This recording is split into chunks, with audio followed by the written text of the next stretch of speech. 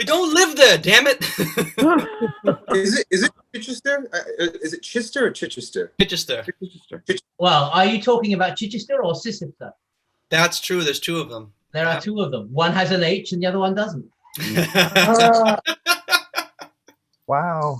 All right. Well, welcome. This is the Instant Shakespeare Company reading of the first quarto of Hamlet. Stephen, you put this together. Is there anything you want to say before we begin? It's very different, so do not assume anything, and do not try and do it from memory, all of you who learned soliloquies from this play, because they're not the same. No intermission, gentlemen.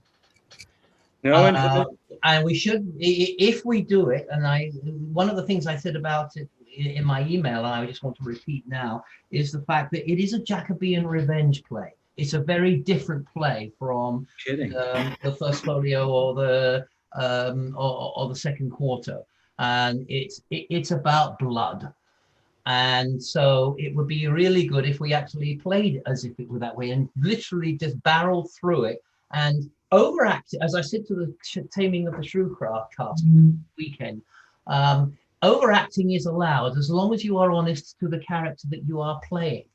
As Geraldine Page would love that. Pardon? Geraldine Page. Roll your R's if you're a villain, or that sort of thing. But that's exactly what this needs, and we just literally go through it, and then perhaps if we finish early enough, we can talk about it at the end and the differences between this and the two versions that are twice as long as this is. It is because of the revenge quality of it is the reason I decided to do this all male. I just feel that it is testosterone heavy. Let me put it that way. So let's just see if it works. And just go for it. Anyway, okay. So Paul, do you want to introduce the play before we go on? Sure. Let's. I just wanted to. Stephen, do you want me to read stage directions or not? No. No. Just. No, I think not. Oh, the one thing I do want to say too. I think everybody here has done a reading, at least one reading before. However, we have a newcomer, Paris Ellsworth, who will actually be reading the role of Laertes and various and sundry others. And then when we get to the narration of the dumb show, Paris, if you would actually read that, that is a stage direction, but it does need to be read. Right, thank you. Paris, if you would do that, please. Got it. As well as the prologue and the murderer. And the player, right? No, the player, that's the one that he is. We also have the player king is actually the player duke, and we have a player duchess as well, who is Charles. Got it. So you're doing the Pyrrhus monologue. I'm sorry, what? J. Aubrey Jones, you're doing the Pyrrhus monologue? Yes. Got it. Got it. Yeah. Thank you. He will be doing that. Yeah, he will be doing the role that we normally consider to be the player king. Got it. Although it's not called that here. You just do the dumb show. Great. No insult intended. Okay. So go for it, guys. Okay. Yeah, let's have fun. And just a reminder, it's like, mute yourself and turn off your video when you're not in the scene, and turn it on, and both of those when you're in the scene, and enjoy. And now we have the tragical history of Hamlet from the first quarto.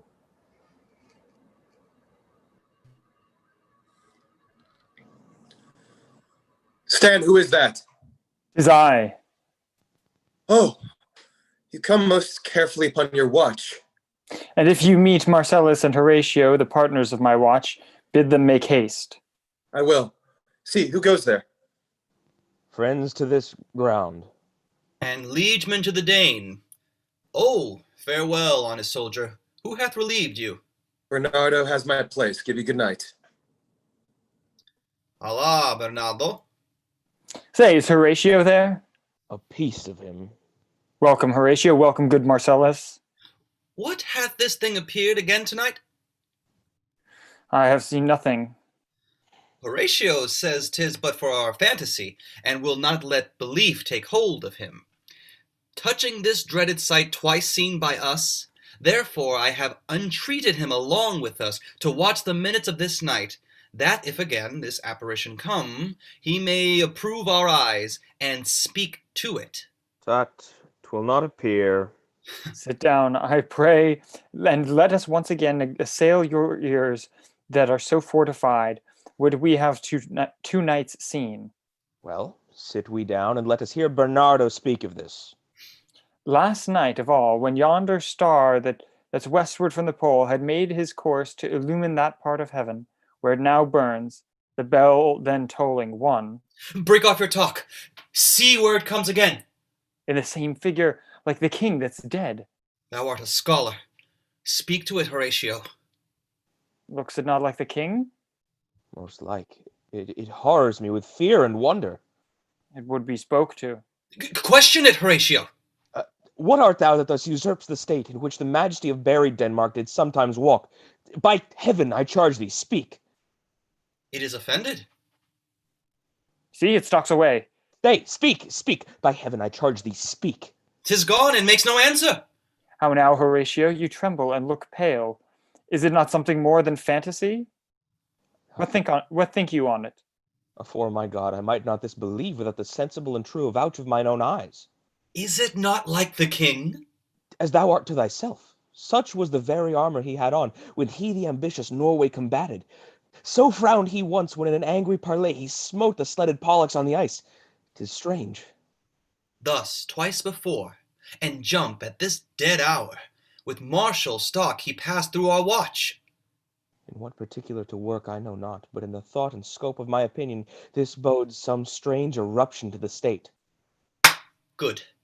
Now sit down, and tell me he that knows why this same striked and most observant watch so nightly toils the subject of the land, and why such daily cost of brazen cannon and foreign mart for implements of war, why such impress of shipwrights, whose sore task does not divide the Sunday from the week.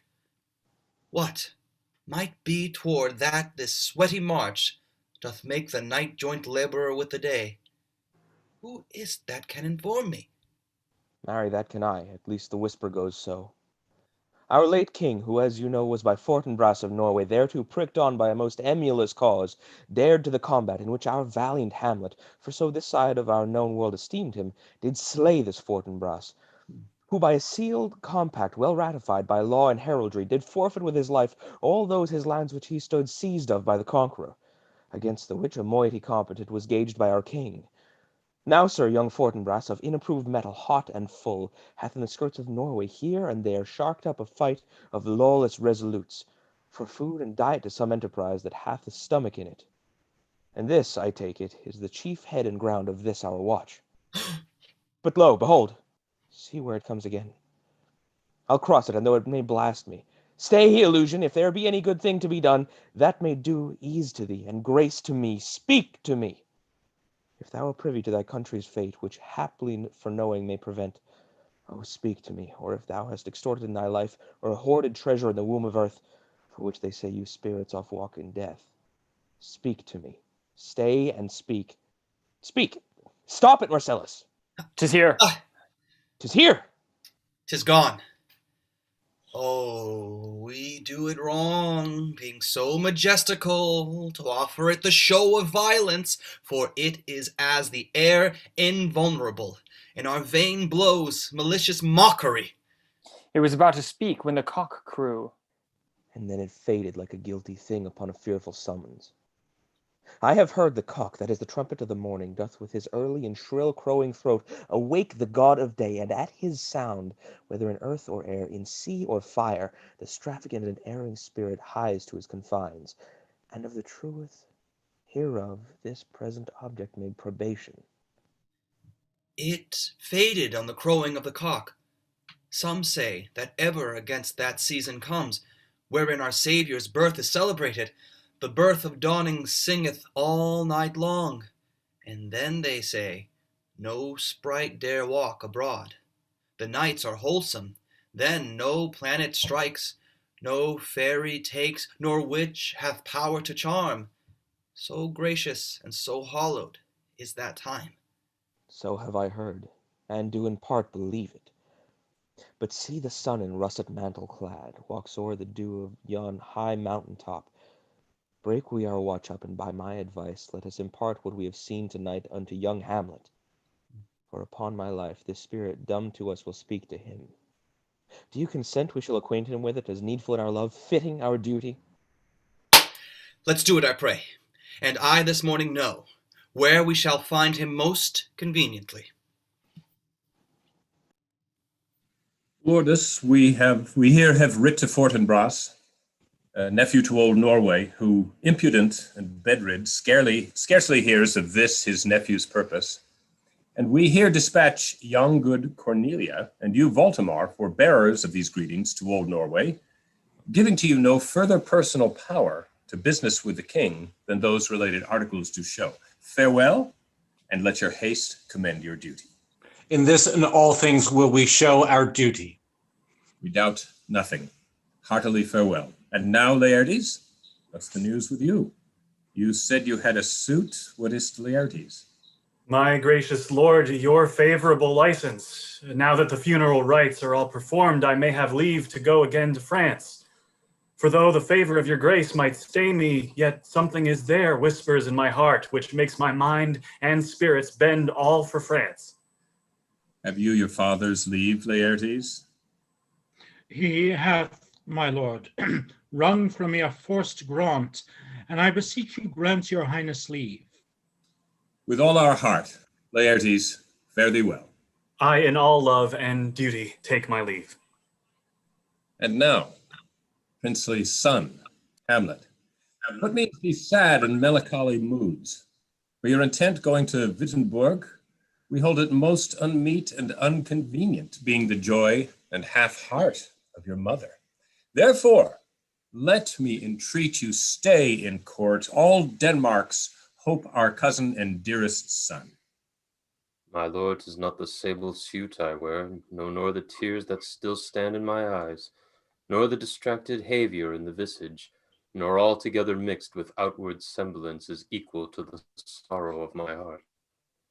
Him have I lost, I must of force forego, these but the ornaments and suits of woe. This shows a loving care in you, son, Hamlet. But you must think of your father, you must think your father lost a father. That father is dead, lost his, and so shall be until the general ending.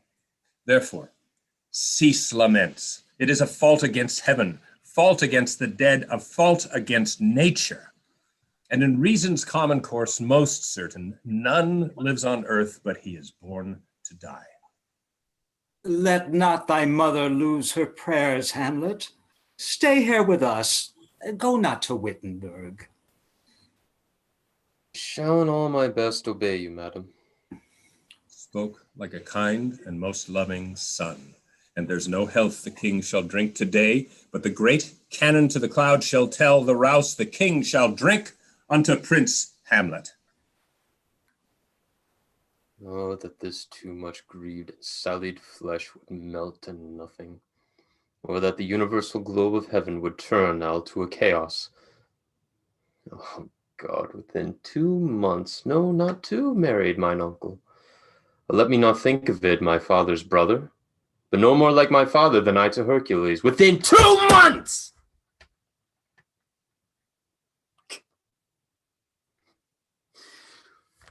Yet the salt of most unrighteous tears that had left their flushing in her gallant eyes, she married.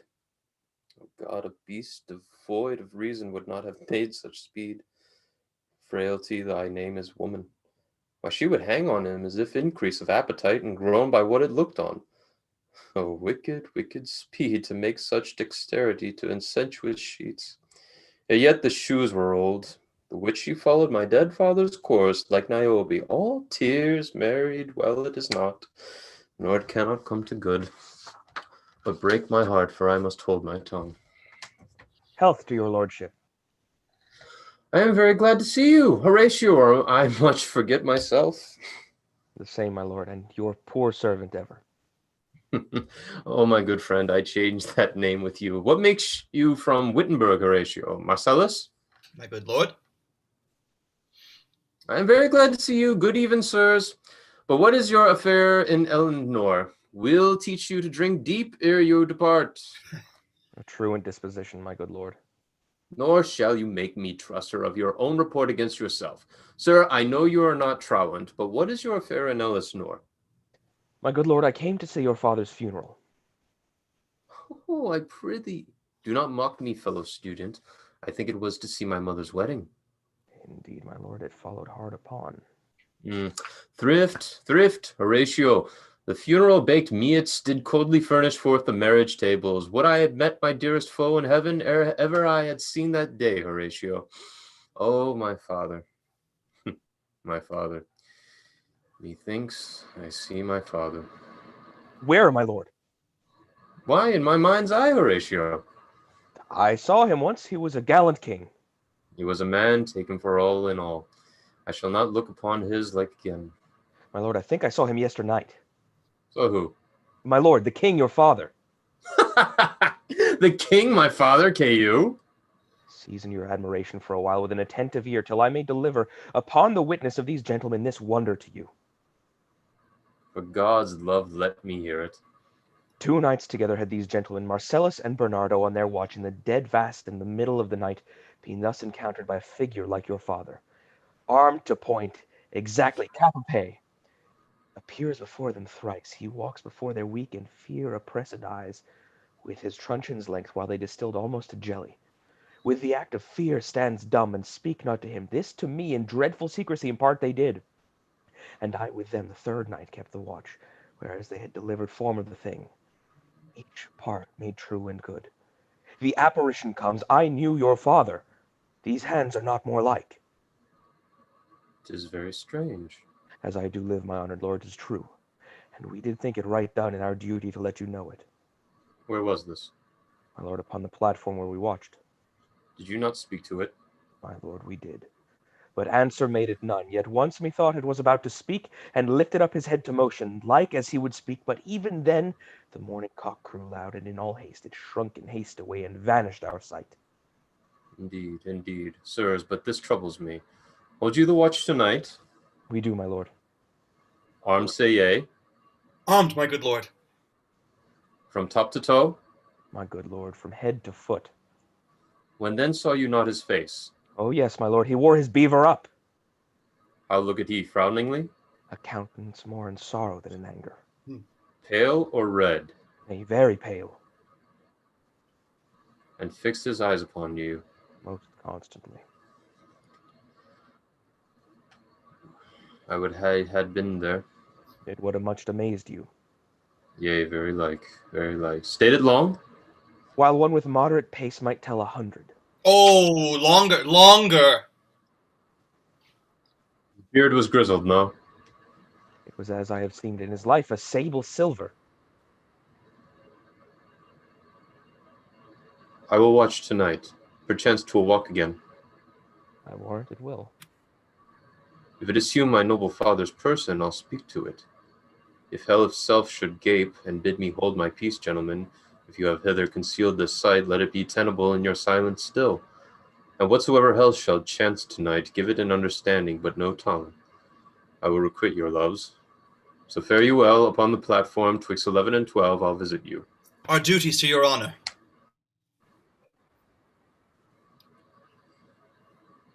Oh, your loves as mine to you.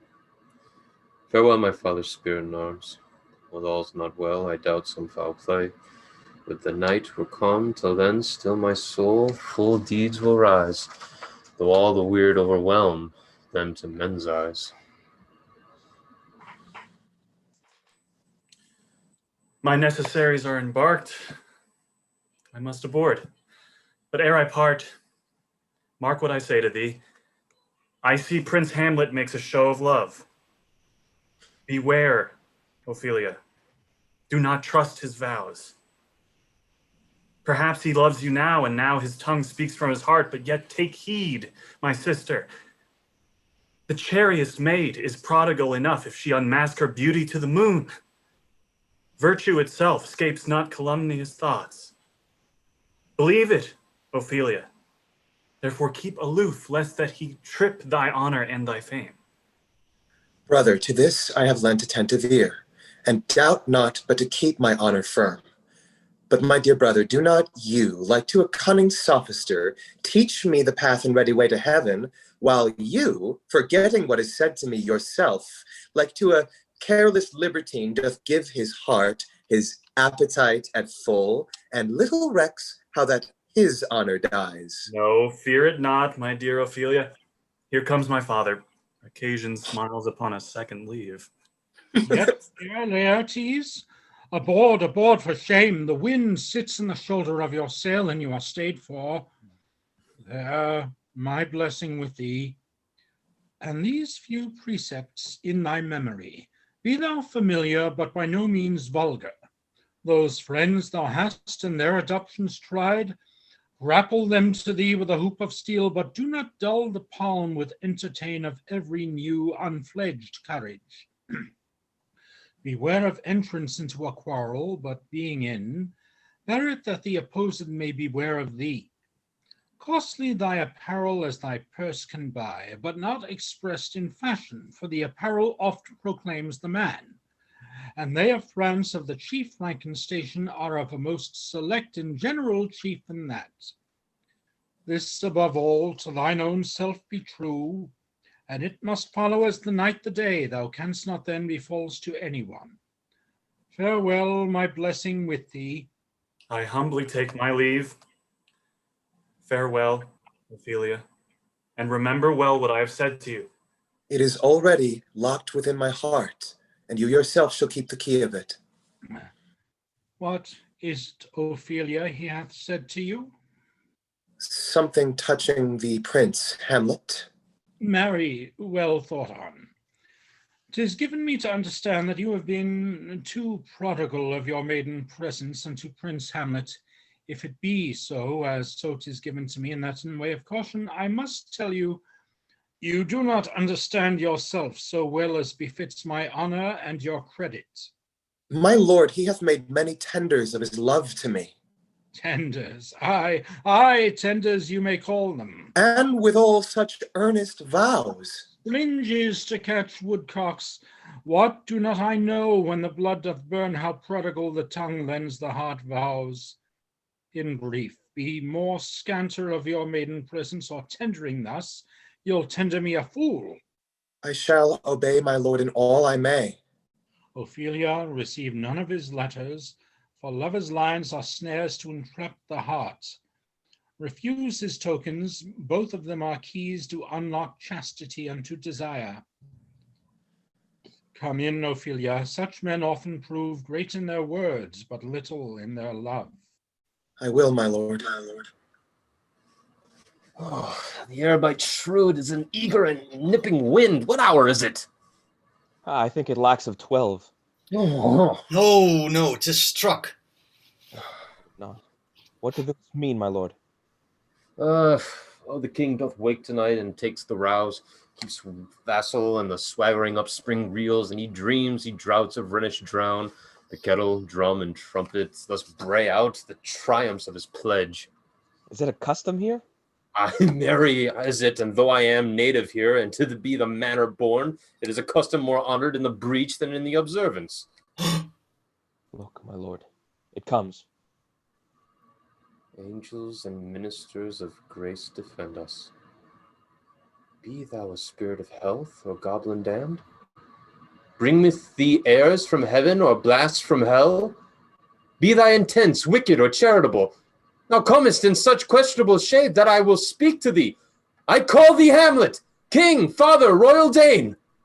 Oh, answer me, let me not burst in ignorance, but say what thy canonized bones, hearsed in death, have burst their ceremonies. Why, thy sepulchre in which we saw thee quietly interred hath burst his ponderous and marble jaws to cast thee up again. What may this mean? That thou, dead corse again and completely steel, revisitest us with glimpses of the moon, making night hideous and we fools of nature, so horridly to shake our disposition, with thoughts beyond the reaches of our souls. Say, speak, wherefore, what may this mean? It beckons you, as though it had something to impart to you alone. Look with what courteous action it waves to you a more removed ground. But do not go with it. No, by no means, my lord. Will not speak, then will I follow it. What if it tempt you toward the flood, my lord? That goes o'er his base into the sea, and there assumes some other horrible shape, what might deprive your sovereignty of reason and drive you into madness. Think of it! Still am I called. Go on, I'll follow thee! My lord, you shall not go. Why would she be there fair?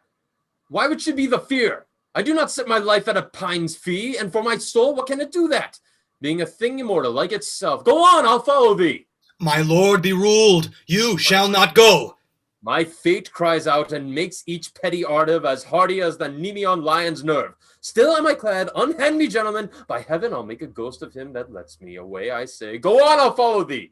You waxeth desperate with imagination. Something is rotten in the state of Denmark. Have after, to what issue will this sort?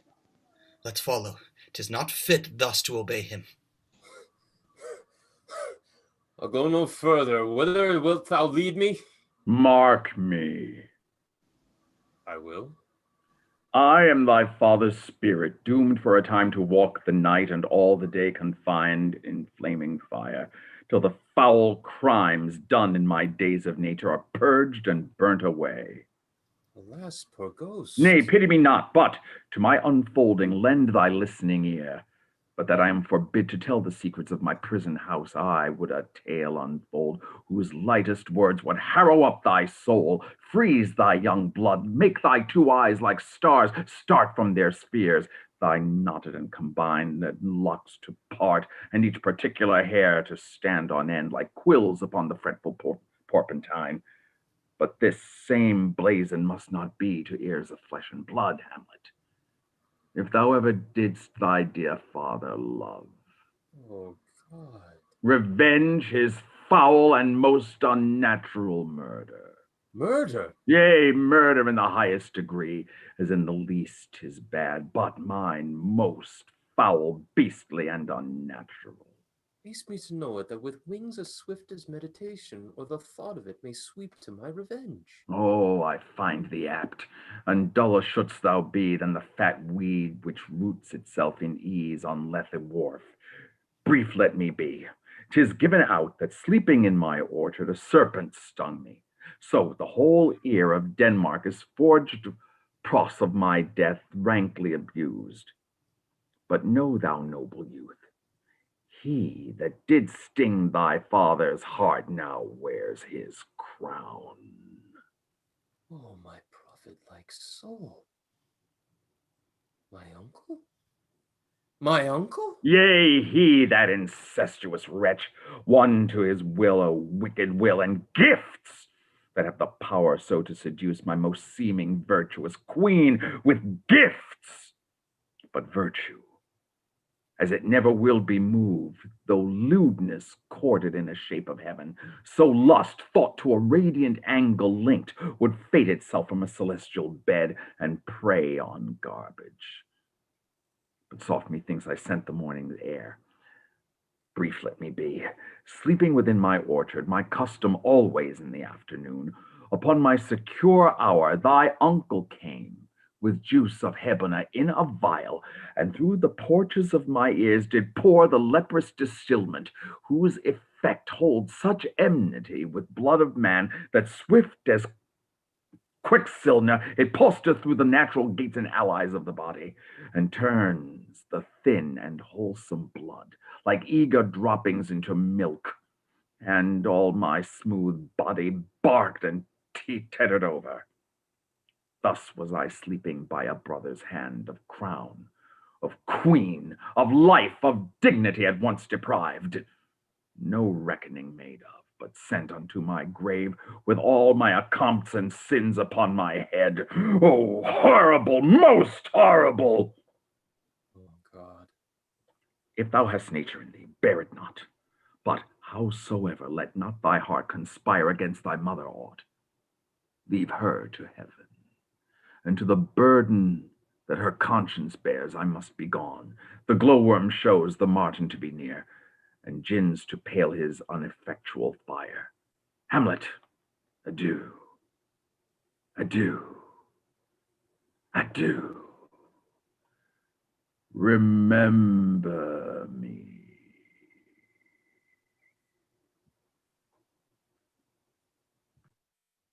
All you host of heaven.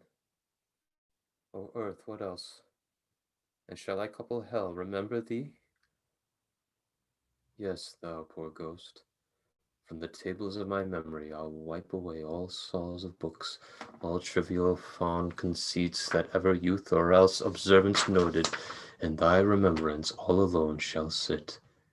Yes, yes, by heaven, a damned pretentious villain, murderous, bawdy, smiling, damned villain. My tables meet it as I set it down, that one may smile and be a villain. At least I am sure it may be so in Denmark. So, uncle, there you are.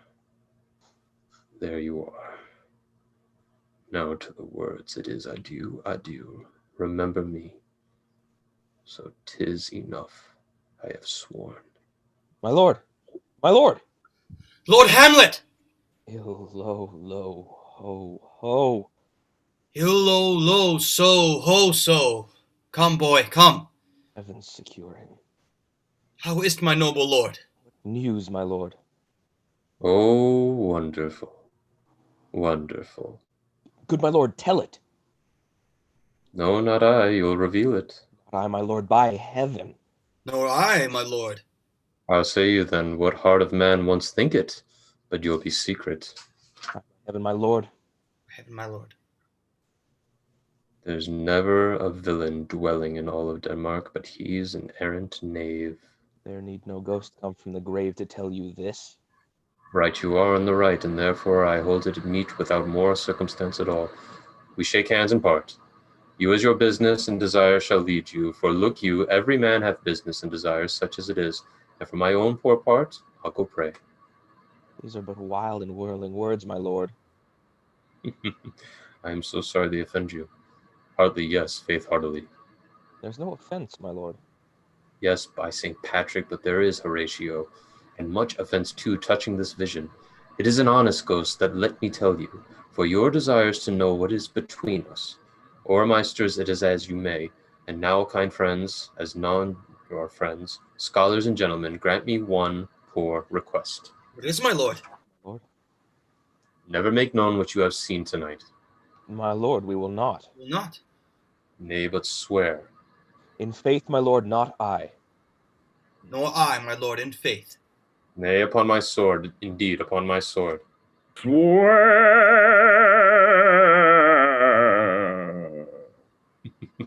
Come you here, this fellow in this foul array.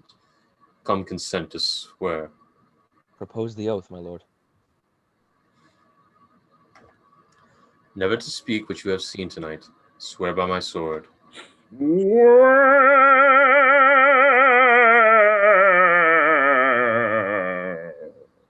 Hic in vigac.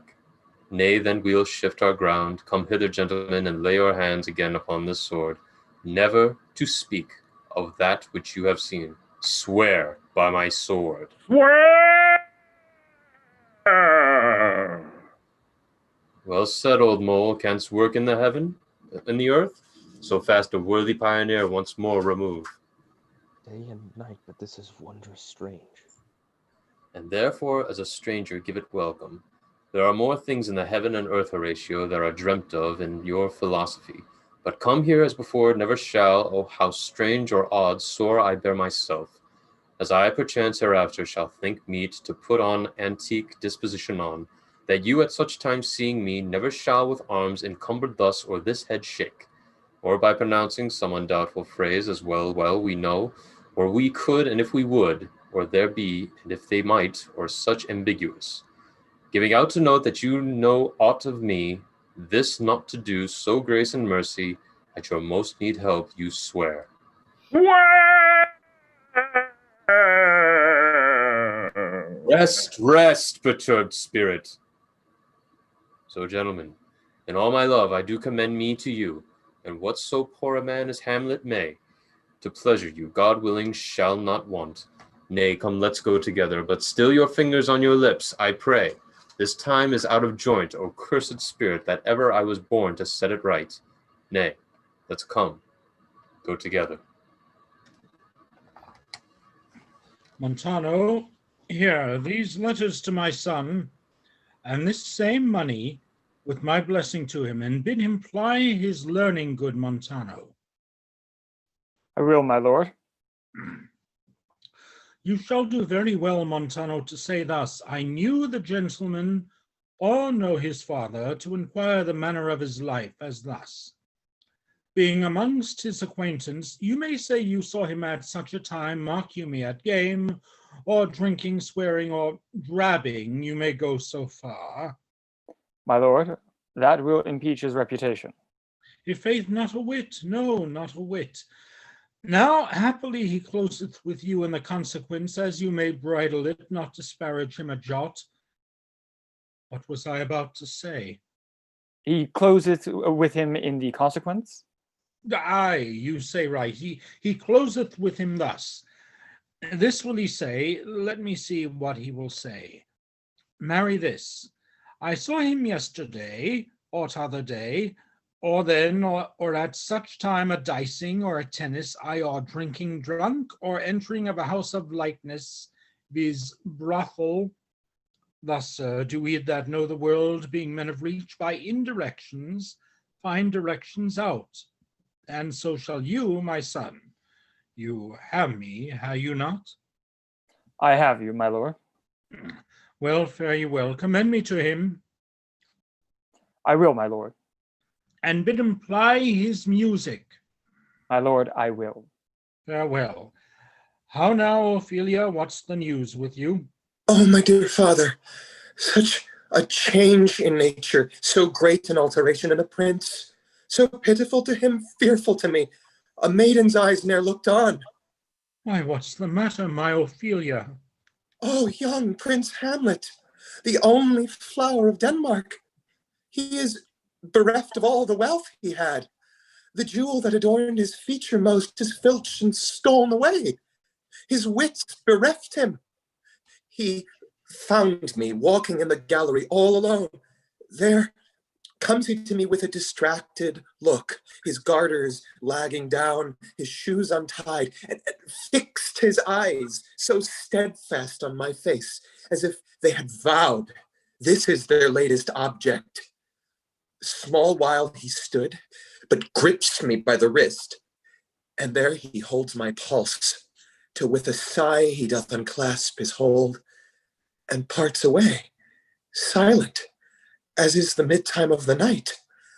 And as he went, his eye was still on me, for thus his head over his shoulder looked. He seemed to find the way without his eyes, for out of doors he went without their help, and so did leave me.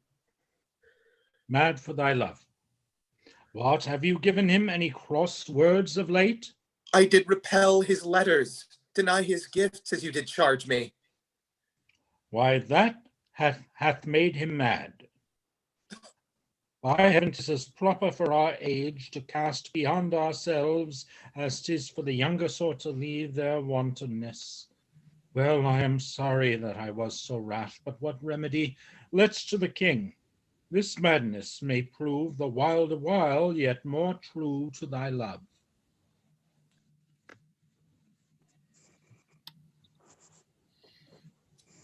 Right, noble friends, that our dear cousin Hamlet hath lost the very heart of all his sense.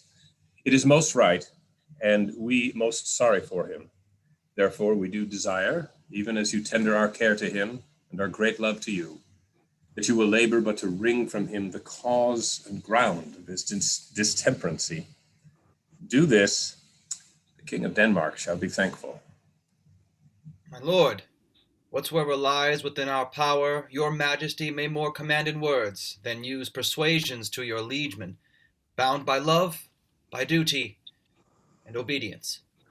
What we may do for both your majesties to know the grief troubles the prince, your son, we will endeavor all the best we may, so in all duty do we take our leave. Thanks, Guilderstone and gentle Rosencrest. Thanks, Rosencrest and gentle Guildenstern. My lord, the ambassadors are joyfully returned from Norway. Thou still hast been the father of good news. Have I, my lord? I assure your grace, I hold my duty as I hold my life, both to my God and to my sovereign king. And I believe, or else this brain of mine hunts not the train of policy so well as it had wont to do, but I have found the very depth of Hamlet's lunacy. God grant he hath. Now, Voltamar, what from our brother Norway?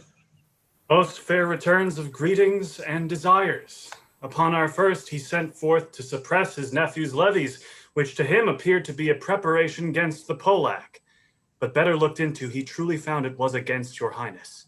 Whereat grieved that so his sickness, age, and impotence was falsely borne in hand, sends out arrest on Fortinbras, which he in brief obeys, receives rebuke from Norway, and in fine makes vow before his uncle never more to give the essay of arms against your majesty.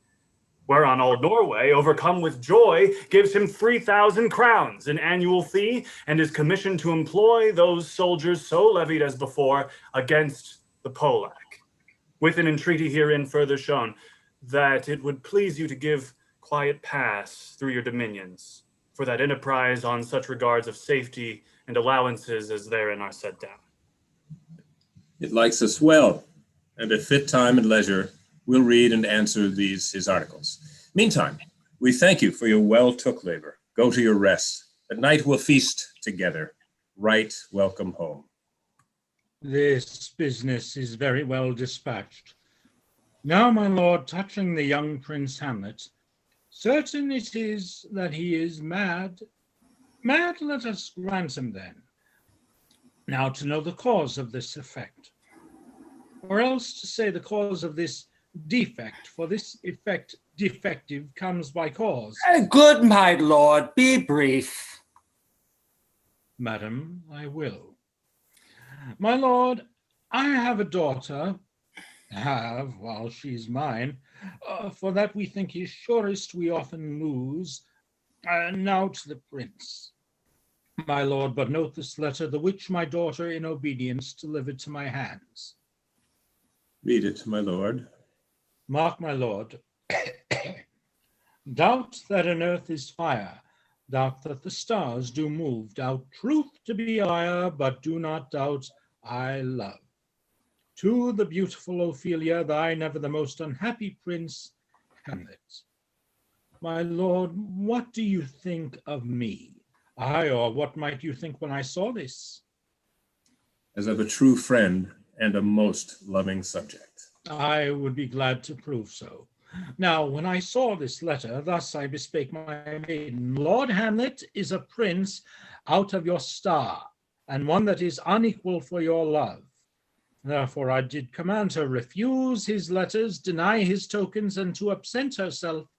She, as my child, obediently obeyed me.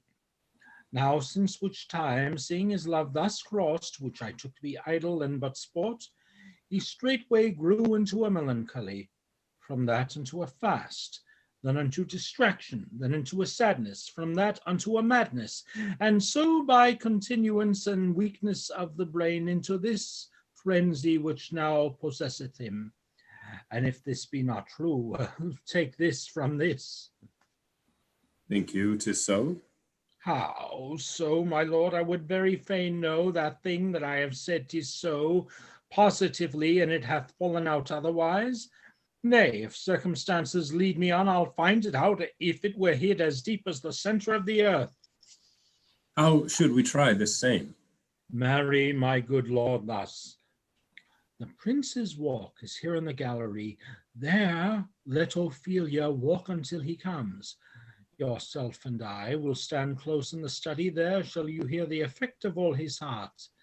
And if it prove any otherwise than love, then let my censure fail another time. See where he comes, poring upon a book. Madam, will it please your grace to leave us here? With all my heart.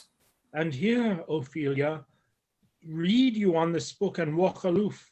The king shall be unseen.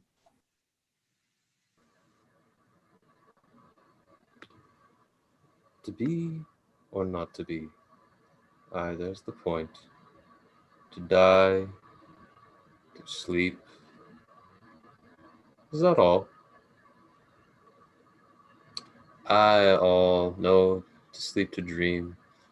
Aye, marry, there it goes. For in that dream of death, when we awake and born before an everlasting judge, for whence no passenger ever returned, the undiscovered country at whose sight the happy smile and the accursed damned.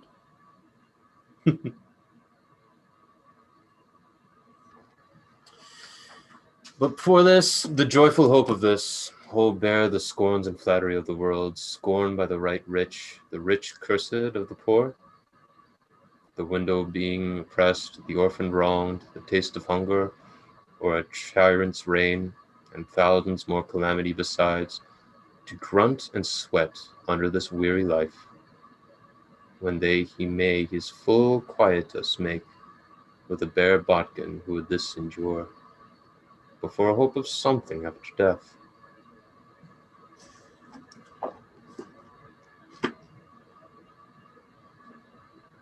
Which puzzles the brain, and doth confound the scene, which makes us rather bear those evils we have, than fly to others that we know of, not of. Aye, that, oh, this conscience makes cowards of us all. Lady in the horizons, be all my sins remembered.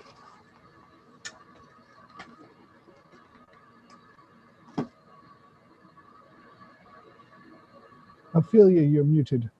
My lord, I have sought opportunity, which now I have, to redeliver to your worthy hands a small remembrance, such tokens which I have received of you. Are you fair? My lord? Are you honest? What means, my lord? That if you be fair and honest. Your beauty should admit no discourse to your honesty. My lord, can beauty have better privilege than with honesty? Yea, marry, may it. For beauty may transform honesty from what she was into a bawd. Then honesty can transform beauty. This was sometimes a paradox, but now the time gives it to scope. I never gave you nothing. My lord, you know right well you did. And with them such earnest vows of love, as would have moved the stoniest breast alive.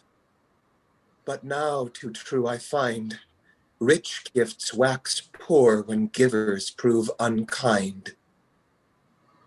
I never loved you. You made me believe you did. You shouldst not ha believed me. Go to a nunnery. Why shouldst go be a breeder of sinners? I myself indifferent honest, but I could accuse myself of such crimes. It had been better my mother had ne'er borne me. Oh, I am very proud, ambitious, disdainful, with more sins at my back than I have thoughts to put them in. What should such fellows as I do crawling between heaven and earth? To a nunnery, go. We aren't knaves all. Believe none of us. To a nunnery, go. Oh, heaven, secure him. Where's thy father? At home, my lord. For God's sake, let the doors be shut on him. He may play the fool now where but in his own house. To a nunnery, go. Help him, good God. If thou dost marry, I'll give thee this plague to thy dowry. Be thou as chaste as you, as pure as snow. Thou shalt not escape calumny. To a nunnery, go. Alas, what change is this? But if you wilt needs marry a fool, for wise men know well enough what monsters you make of them. To a nunnery, go. Pray God restore him. Nay, I have heard of your paintings too. God hath given you one face, and you make yourselves another. You sig, and you amble, and you nickname God's creatures, making your wantonness and your ignorance a pox and scurvy. I'll no more of it. It hath made me mad. I'll no more marriages. I'll marry, but one shall live. Shall rest, shall keep as they are. To a nunnery, go. To a nunnery, go. Great God of heaven, what a quick change is this! The courtier, scholar, soldier, all in him, all dashed and splintered thence. Oh, woe is me, to have seen what I've seen, see what I see. Love? No, no, that's not the cause. Some deeper thing it is that troubles him. Well, something it is. My lord, content you a while. I will myself go feel him. Let me work, I'll try him every way. See where he comes. Send you those gentlemen. Let me alone to find the depth of this. Away, be gone. Now, my good lord, do you know me? Yes, very well. You're a fishmonger. Not I, my lord. Then, sir, I would you were so honest a man, for to be honest at this age goes. Is one man to be picked out of 10,000? What do you read, my lord? Words, words. What's the matter, my lord? Between who? I mean the matter you read, my lord. Very most vile hearsay. For here the satirical satire writes that old men have hollow eyes, weak backs, grey beards, pitiful weak hams, gouty legs, all which, sir, I most potently believe not. For, sir, yourself shall old as I am, if like a crab you could go backward. How pregnant his replies are, and full of wit. Yet at first he took me for a fishmonger. All this comes by love, the vehemency of love. And when I was young, I was very idle and suffered much ecstasy in love very near this. Will you walk out of the air, my lord? To my grave. By the mass, that's out of the air indeed. Very shrewd answers. My lord, I will take my leave of you. You can take nothing from me, sir. I will more willingly part with all. Oh, doting fool. You seek Prince Hamlet? See, there he is. Health to your lordship. Oh, what? Guilderston and Rosencrantz. Welcome, kind schoolfellows, to Ellisnor. We thank your grace and would be very glad you were as when you were at Wittenberg. I thank you, but is this visitation free of yourselves, or were you not sent for? Tell me true, come, I know the good king and queen sent for you. There is a kind of confession in your eye. Come, I know you were sent for. What say you? Nay, then I see how the wind sits. Come, you were sent for. My lord, we were, and willingly, if we might, know the cause and ground of your discontent. Why I want preferment. I think not so, my lord. Yes, faith, this great world you see contents me not. No, nor the spangled heavens, nor earth or sea, no, nor man that is so glorious a creature, contents not me, no, nor woman too, though you laugh. My lord, we laugh not at that. Yeah. Why did you laugh then, when I said man did not content me? My lord, we laughed when you said man did not content you. What entertainment the players shall have, we boarded them of the way. They are coming to you. Players? What players be they? My lord, the tragedians of the city, those that you took delight to see so often. How comes it that they travel? Do they grow rusty? No, my lord, the reputation holds as it was wont. How then? Faith, my lord, novelty carries it away. For the principal public audience that came to them all turned to private plays and to the humor of children. I do not greatly wonder of it. For those that would make mops and mows at my uncle when my father lived, now give 100, 200 pounds for his picture. But they shall be welcome. He that plays the king shall have tribute of me. The venturous knight shall use his foil and target, and lovers shall sigh grotesque. The clown shall make them laugh, they are tickled in the lungs, or the blank verse shall halt for it, and the lady shall have leave to speak her mind freely. Do you see yonder great baby? He is not yet out of his swaddling clouts. That may be, for they say an old man is twice a child. All prophecy to you, he comes to tell me of the players. You say true, a Monday last 'twas so indeed. My lord, I have news to tell you. My lord, I have news to tell you. What, Rosios was an actor in Rome? The actors are come hither, my lord. Buzz, buzz. The best actors in Christendom, either for comedy, tragedy, history, pastoral, historical, comical, historical, pastoral, tragedy, historical. Seneca cannot be too heavy, nor Plato too light. For the law hath writ, those are the only men. O Jephthah, judge of Israel, what a treasure hast thou? What a treasure had he, my lord? Why, one fair daughter and no more, the which he loved passing well. Ah, still harping on my daughter. Well, my lord, if you call me Jephthah, I have a daughter that I love passing well. Nay, that follows not. What follows then, my lord? Why, by lot or God wot, or as it come to pass, and so it was, the first verse of the godly ballet will tell you all. For look, you where my abridgment comes. Welcome, masters, welcome all. What, my old friend, I face is valen since I saw thee last. Comest thou to beard me in Denmark, my young lady and mistress, Berlady, but your ladyship is grown by the altitude of a chopin higher than, pray God, sir, your voice, like a piece of uncurrent gold. Be not cracked in the ring. Come on, masters, we'll even to it, like French falconers. Fly at anything we see. Come, taste of your quality. A speech, passionate speech. So what speech, my good lord? I heard thee speak a speech once, but it was never acted. If it were never above twice, for as I remember, it pleased not the vulgar, it was caviary to the million. But to me and others that receded in the like kind, cried in the top of their judgments, an excellent play, set down with as great modesty as cunning. One said there was no fallets in the lines to make the savory, but call it an honest method, as wholesome as sweet. Come, a speech, as in it I chiefly remember, was Anus Dale to Dido, and then especially when he talks of Prince's slaughter, if it left thy memory, begin at this line. Let me see. The rugged Pyrrhus, like the Angarian beast, not 'tis not so, it begins the Paris, or I have it, the rugged Paris, he whose sable arms, black as his purpose, did the night resemble.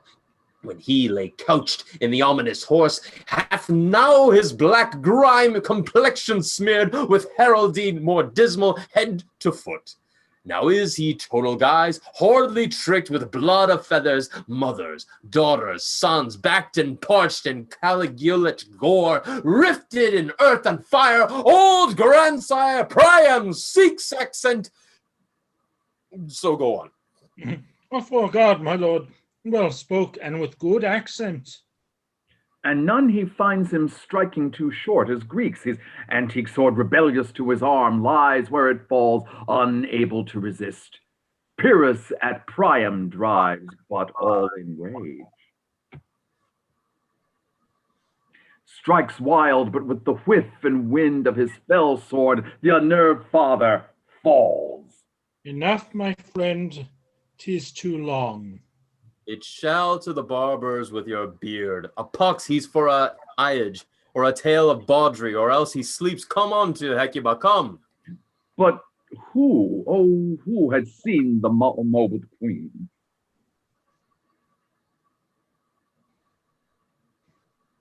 Mobled queen is good, faith very good. All in the alarum and fear of death rose up, and o'er her weak and all o'er teeming loins a blanket and curter on that head where late the diadem stood. Who this had seen with tongue envenomed speech would treason have pronounced. For if the gods themselves had seen her then, when she saw Pyrrhus with malicious strokes mincing her husband's limbs, it would have made them milch the burning eyes of heaven and passion in the gods. Look, my lord, if he hath not changed his color, and hath tears in his eyes, no more, good heart, no more. 'Tis as well, 'tis as very well, I pray, my lord. Will you see the players be bestowed? I tell you they are the chronicles and brief abstracts of the time. After your death, I can tell you, you were better have a bad epitaph than their ill report while you live. My lord, I will use them according to their deserts. Oh, fare better, man. Use every man after his deserts. Then who should scape whipping? Use them after your own honor and dignity. The less they deserve, the greater credit's yours. Welcome, my good fellows. Come hither, masters. Can you not play the murder of Gonzago? Yes, my lord. My lord. And could you not, thou for a need, study me some 12 or 16 lines, which I would set down and insert?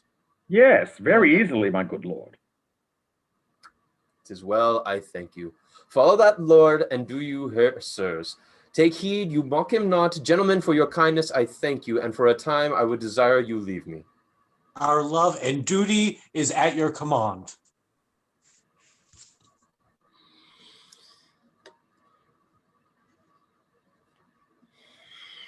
Why would a dunghill idiot slave am I? Why these players here draw water from eyes. For Hecuba, why that is Hecuba to him, or he to Hecuba. What would he do, and if he had my loss? His father murdered, and a crown bereft him, he would turn all his tears to drops of blood, amaze the standards with his laments, strike more than wonder in the judicial ears, confound the ignorant and make mute the wise. Indeed, his passion would be general, yet I like to an ass. And John a dreams, having my father murdered by a villain, stand still and let it pass. Why, sure, I am a coward. Who plucks me by the beard, or twites my nose, gives me the lie of the throat down to the lungs? Sure, I should take it, or else I have no gall, or by this I should fatted all the region kites with his slaves afell. This damned villain, treacherous body, murderous villain. Why, this is brave, that I, the son of my dear father, should like a scallion, like a very drab, thus rail in words. About my brain I have heard that guilty creatures, sitting at a play, hath by the very cunning of the scene confessed a murder committed long before. This spirit that I have seen may be the devil, and out of my weakness and my melancholy, as he is very potent with such men, doth seek to damn me, I will have sounder proofs. The play's the thing, wherein I'll catch the conscience of the king.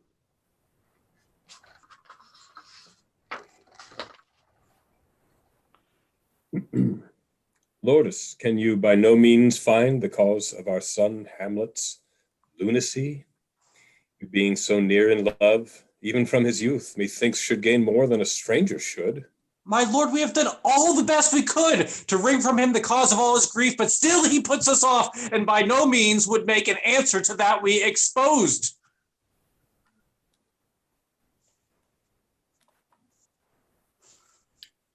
Yet was he something more inclined to mirth before we left him, and I take it, he hath given order for a play tonight, at which he craves your highness company. All our heart, it likes us very well. Gentlemen, seek still to increase his mirth. Spare for no cost. Our coffers shall be open, and we unto yourselves will still be thankful. In all we can, be sure you shall command. Thanks, gentlemen. And what the Queen of Denmark may pleasure you, be sure you shall not want. We'll once again unto the noble prince. Thanks to you both. Gertrude, you'll see this play. My lord, I will. And it joys me at the soul he is inclined to any kind of mirth. Madam, I pray be fueled by me. And my good sovereign, give me leave to speak. We cannot yet find out the very ground of his distemperance. Therefore I hold it meet, if so it please you, else they shall not meet, and thus it is. What is, Carambus? Marry, my good lord, this. Soon when the sports are done, madam, send you in haste to speak with him, and I myself will stand behind the arras. There question you the cause of all his grief, and then in love and nature unto you, he'll tell you all. My lord, how think you on't? It likes us well. Gertrude, what say you? With all my heart, soon will I send for him. Myself will be that happy messenger who hopes his grief will be revealed to her. Pronounce me the speech trippingly of the tongue as I taught thee. Marry, and you mouth it as many of your players do. I'd rather hear a town bull bellow than such a fellow speak my lines. Nor do not saw ye thus with your hands, but give everything his actual temperance. For it offends me to the soul to hear a robustious, periwig fellow to tear a passion to tatters, into very rags, to split the ears of the ignorant, who for the most part are capable of nothing but dumb shows and noises. I would have such a fellow whipped for doing termagant, it out Herod's Herod. My lord, we have indifferently reformed that among us. The better, mend it all together. And there be fellows that I have seen play, that have heard others commend them, and that highly too, that neither the gait of Christian, pagan, nor Turk have so strutted and bellowed, that I have thought that you would have thought some of nature's journeymen had made men and not made them well. They imitated humanity so abominably. Take heed, avoid it. I warrant you, my lord. And do you hear? Let not your clowns speak more than is set down. There be of them that I can tell you that will laugh themselves to set on some quantity of barren spectators to laugh with them. Albeit there is some necessary point in the play then to be observed, oh, 'tis vile, and shows a most pitiful ambition in the fool that useth. And then you have some agent that keeps one suit of ice, as a man is known by one suit of apparel, and gentleman quotes his ice down in their tables before they come to the play as thus: cannot you stay till I eat my porridge? And you owe me a quarter's wages, and my coat wants a collision. And your Barris is sore and blabberish with his lips, and thus keeping in his cacapace and ias, when God knows the warm clown cannot make an ias unless by chance, as the blind man catcheth thy air. Masters, tell him of it. We will, my lord. Well, go make you ready. Here, my lord. Horatio, thou art even as just a man as ere my conversion cupped withal. Oh, my lord. Nay, why should I flatter thee? Why should the poor be flattered? What gain should I receive by flattering thee, that nothing hath but thy good mind? Let flattery sit on these time-pleasing tongues, to gloss with them that loves to hear their praise, and not with such as thou, Horatio. There is a play tonight, wherein one scene they have comes very near the murder of my father. When thou shalt see that act afoot, mark thou the king. Do but observe his looks, for I mine eyes will rivet to his face. And if he do not bleach and change at that, it is damned ghost that we have seen. Horatio, have a care, observe him well. My lord, mine eyes shall still be on his face, and not the smallest alteration that shall appear in him, but I shall note it. Hark, they come. How now, son Hamlet, how fare you?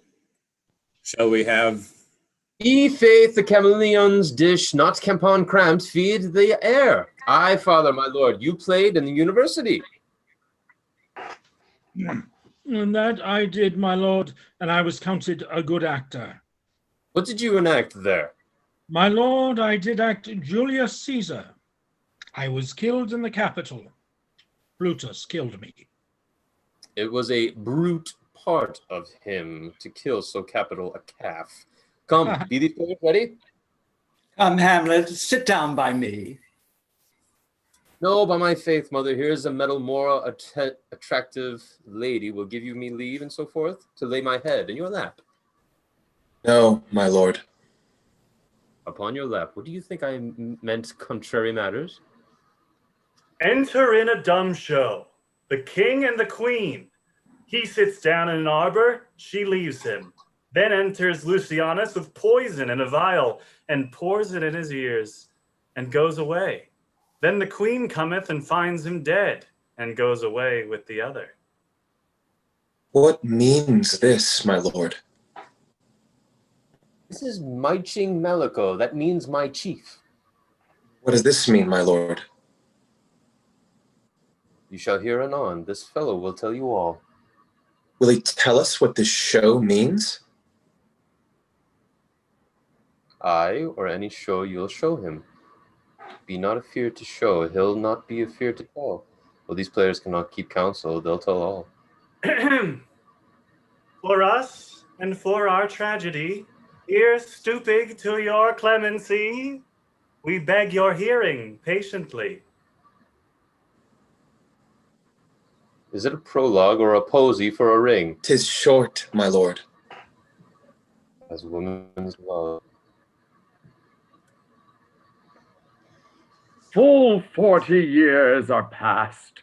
Their date is gone since happy time joined both our hearts as one.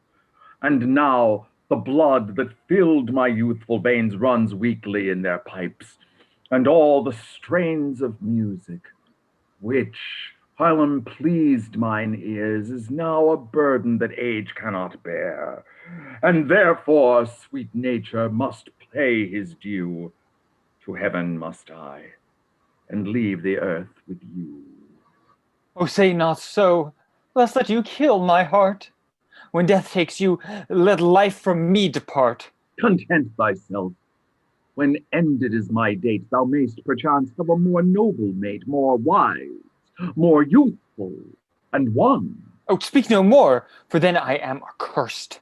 None weds the second, but she kills the first.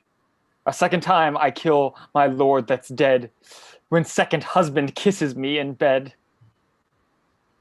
Oh, Wormwood, Wormwood! I do believe you, sweet, what now you speak. But what we do determine oft we break. For our demises still are overthrown. Our thoughts are ours, their ends none of our own. So think you will no second husband wed, but die thy thoughts when thy first lord is dead. Both here and there pursue me lasting strife, if once a widow ere I be wife. If she should break now, 'Tis deeply sworn. Sweet, leave me here a while. My spirits grow dull, and fain I would beguile the tedious time with sleep. Sleep rock thy brain, and ne'er come mischance between us twain. Madam, how do you like this play? The lady protests too much. Oh, but she'll keep her word. Have you heard the argument? Is there no offense in it? No offense in the world. Poison east. Poison in east. What do you call the name of the play? Mousetrap. Marry, how tragically. This play is the image of a murder alone in Guyana. Abertus was the duke's name, his wife Baptista. Father, it is a knavish piece of work, but what of that it toucheth not us. You and I have at free souls. Let the gull jade wince, and this is one Lucianus, nephew to the king. You're as good as a chorus, my lord. I could interpret the love you bear if I saw the poopies dallying. You are very pleasant, my lord. Who, I? You want only jigmaker? What should a man do but be merry? For look how cheerfully my mother looks. My father died within these 2 hours. Nay, 'tis twice 2 months, my lord. 2 months, nay, then let the devil wear black. For I'll have a suit of sables. Jesus, 2 months dead and not forgotten yet. Nay, then there's some likelihood a gentleman's death may outlive memory. But by my faith, he must build churches then, or else he must follow the old epitaph. With hoe, the hobby horse is forgot. Your jests are keen, my lord. It would cost you a groaning to take them off. Still better and worse. So you must take your husband and begin. Murdered, begin. A pox, leave thy damnable faces and begin. Come, the croaking raven doth bellow for revenge. Thoughts black, hands apt, drugs fit, and time agreeing. Confederate season, else no creature seeing. Thou mixture rank of midnight weeds collected, with Hecate's bane thrice blasted, thrice infected. Thy natural magic and dire property, one wholesome life usurps immediately. He poisons him for his estate. Lights! I will to bed. The king rises, lights ho. What? Frighted with false fires? Then let the stricken deer go weep, the heart ungalled play. For some must laugh while some must weep, thus runs the world away. The king is moved, my lord. Aye, Horatio, I'll take the ghost's word for more than all the coin in Denmark. Now, my lord, how is't with you? And if the king liked not the tragedy, why then belike he likes it not purdy. We are very glad to see your grace so pleasant. My good lord, let us attain again entreat to know of you the ground and cause of your distemperature. My lord, your mother craves to speak with you. We shall obey. We hear she 10 times our mother. But my good lord, shall I entreat thus much? I pray you, will you play upon this pipe? Alas, my lord, cannot. Pray, will you? I have no skill, my lord. Why, look, it is a thing of nothing. 'Tis but stopping of these holes, and with a little breath with your lips, it will give most delicate music. But this cannot we do, my lord. Pray now, pray heartily, I beseech you. My lord, we cannot. Why, how unworthy a thing would you make of me? You would seem to know my stops, you would play upon me, I would search the very inward part of my heart, and dive into the secret of my soul. Zounds, do you think I am easier to be played on than a pipe? Call me what instrument you will, though you can fret me, yet you cannot play upon me, besides to be demanded by a sponge. How a sponge, my lord? Ay, sir, a sponge that soaks up the king's countenance, favors, and rewards, that makes his liberty your storehouse. But such as you do the king in the end best service. For he doth keep you as an ape doth nuts in the corner of his jaw, first mouths you, then swallows you. So when he hath need of you, 'tis but squeezing of you. And sponge you be dry again, you shall. Well, my lord, we'll take our leave. Farewell, farewell, God bless you. My lord, the queen would speak with you. Do you see yonder a cloud in the shape of a camel? 'Tis like a camel indeed. Now methinks it's like a weasel. 'Tis backed like a weasel. Or like a whale. Very like a whale. Why then, tell my mother I'll come by and by. Good night, Horatio. Good night unto your lordship. My mother she hath sent to speak with me. O God, let near the heart of Nero enter this soft bosom. Let me be cruel, but not unnatural. I will speak daggers, those sharp words being spent. To do her wrong, my soul shall ne'er consent.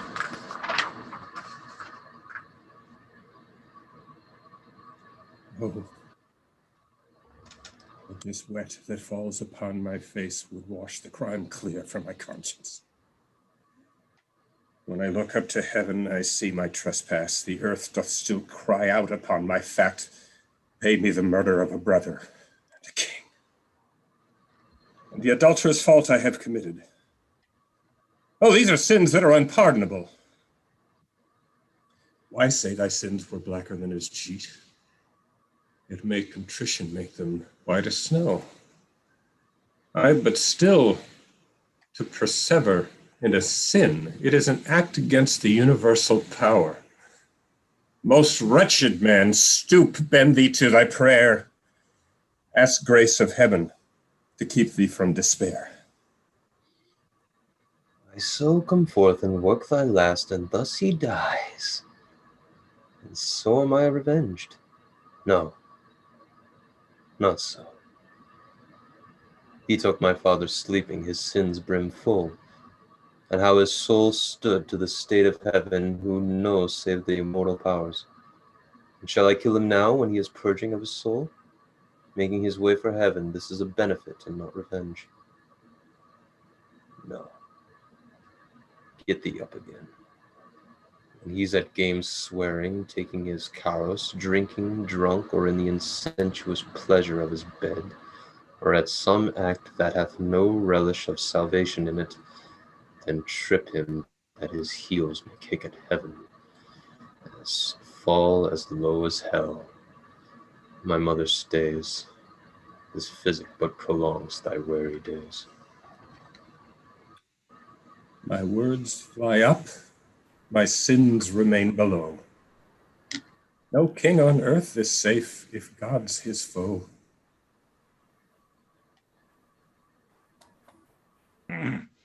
Madam, I hear young Hamlet coming. I'll shroud myself behind the arras. Do so, my lord. Mother, mother, oh, are you here? How is it with you, mother? How is it with you? Hamlet, I'll tell you, but first, no, Hamlet, hast thou father much offended? Mother, you have my father much offended. How now, boy? Oh, how now, mother? Come here, sit down, for you shall hear me speak. What wilt thou do? Thou wilt not murder me? Help, ho! Help for the queen! I, a rat dead for a ducat, rash intruding fool. Farewell, I took thee for thy better. Oh, Hamlet, what hast thou done? Not so much harm, good mother, as to kill a king and marry with his brother. How kill a king? I, a king, they sit you down and ere you part. If you be mad at penetrable stuff, I'll make your eyes look down into your heart and see how horrid there and black it shows. Hamlet, what meanest thou by these killing words? Why, this I mean. See here, behold this picture. It is the portraiture of your deceased husband. So here, a face to outfly at which his foes did tremble at, a front wherein all ventures all set down for to adorn a king, and gild his crown, whose heart went hand in hand even with that vow he made to you in marriage as he is dead. Murdered, damnably murdered, with this was your husband. Now, look you now, here is your husband, with a face like Vulcan, a look fit for a murder and a rape, a dull, dead, hanging look, and a hell-bred eye, to affright children and amaze the world. And this same have you left to change with this. What devil thus hath consoned you at hobman blind? Have you eyes, and can you look on him that slew my father and your dear husband, to live in the unsensuous pleasure of his bed? Hamlet, speak no more. To leave him that bare a monarch for a king of clouds of very shreds. Hamlet, cease. Nay, but still to persist and dwell in sin, to sweat under the yoke of infame, to make an increase of shame, to seal damnation. Oh, Hamlet, no more. Why, appetite with you is in the wane, your blood runs backward now from whence it came. Who'll chide hot blood within a virgin's heart, when lust shall dwell within a matron's breast? Hamlet, thou cleaves my heart in twain. I'll throw away the worser part of it, and keep the... Save me, you gratuitous powers above, and hover over me. With your celestial wings, do you not come your tardy son to chide, that I thus long have let revenge slip by? Do not glare with looks so pitiful, lest that my heart of stone yield to compassion, and every part that should assist revenge forego their proper powers and fall to pity. Hamlet, I once again appear to thee to put thee in remembrance of my death. Do not neglect, nor long time put it off, but I perceive by thy distracted looks thy mother's fearful, and she stands amazed. Speak to her, Hamlet, for her sex is weak. Comfort thy mother, Hamlet. Think on me.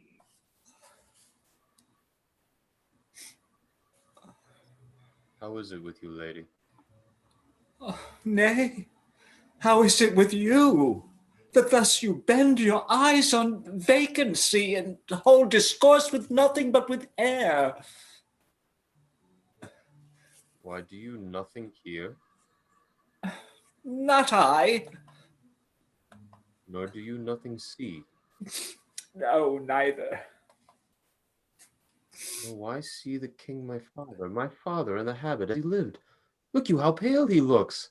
See how he steals away out of the portal. Look, there he goes. Yes, it is the weakness of thy brain which makes thy tongue to blazon thy heart's grief. But as I have a soul, I swear by heaven, I never knew of this most horrid murder. But Hamlet, this is only fantasy, and for my love, forget these idle fits. Idle no more, mother. My pulse doth beat like yours. It is not madness that possesseth Hamlet. Oh, mother, if I ever as you did my dear father love, forbear the adulterous bed tonight, and win yourself by little as you may. In time it may be you will loathe him quite. And mother, but assist me in revenge, and in his death your infamy shall die. Hamlet, I vie by that majesty that knows our thoughts and looks into our hearts. I will consent, and do my best what stratagem soever thou shalt devise. It is enough. Mother, good night. Come, sir, I'll provide you a grave. Who was in life a foolish, prating knave. Now, Gertrude, what says our son? How do you find him? Oh, alas, my lord is raging as the sea. When as he came, I first bespake him fair, but then he throws and tosses me about as one forgetting that I was his mother. At last I called for help, and as I cried, Caramus called, which Hamlet no sooner heard, but whips me out his rapier, and cries a rat, and in his rage the old man he kills. Why, this his madness will undo our state. Lordus, go to him and inquire the body out. We will, my lord. Gertrude, your son shall presently to England. His shipping is already furnished, and we have sent by Rosencrest and Guilderstone our letters to our dear brother of England for Hamlet's welfare and his happiness. Happily, the air and climate of the country may please him better than his native home. See where he comes. My lord, we can by no means know of him where the body is. Oh, son, Hamlet, where is the dead body? At supper, not where he is eating, but where he is eaten. A certain company of politic worms are even now at him. Father, your fat king and your lean beggar are but of variable services. 2 dishes to 1 mess. Look you, man may fish with that worm that hath eaten of a king, and a beggar eat that fish, which that worm hath caught. What of this? Nothing, father, but to tell you how a king may go to progress through the guts of a beggar. But son, Hamlet, where is the body? In heaven. If you chance to miss him there, father, you had best look in the other parts below for him, and if you cannot find him there, you may chance to nose him as you go up the lobby. Make haste and find him out. Nay, do you hear? Do not make too much haste. I'll warrant you, he'll stay till you come. Well, son, Hamlet, we in care of you, but especially in tender preservation of your health, to which we price even as our proper self. It is our mind you forthwith go for England. The wind sits fair, you shall aboard tonight. Lord Rosencrest and Guilderstone shall go along with you. Oh, with all my heart. Farewell, mother. Your loving father, Hamlet. My mother, I say. You married my mother is your wife. Man and wife is one flesh, and so, my mother. Farewell. For England ho. Gertrude, leave me, and take your leave of Hamlet. To England is he gone, ne'er to return. Our letters are unto the King of England, but on the sight of them, on his allegiance, he presently, without demanding why, Hamlet lose his head, for he must die. There's more in him than shallow eyes can see. He once being dead, why then our state is free. Captain, from us go greet the King of Denmark. Tell him that Fortinbras, nephew to old Norway, craves a free pass and conduct over his land. According to the articles agreed upon, you know our rendezvous. Go, march away. Hamlet is shipped for England. Fare him well. I hope to hear good news from thence ere long. everything fall out to our content, as I do make no doubt, but so it shall. God grant it may. Heavens keep my Hamlet safe.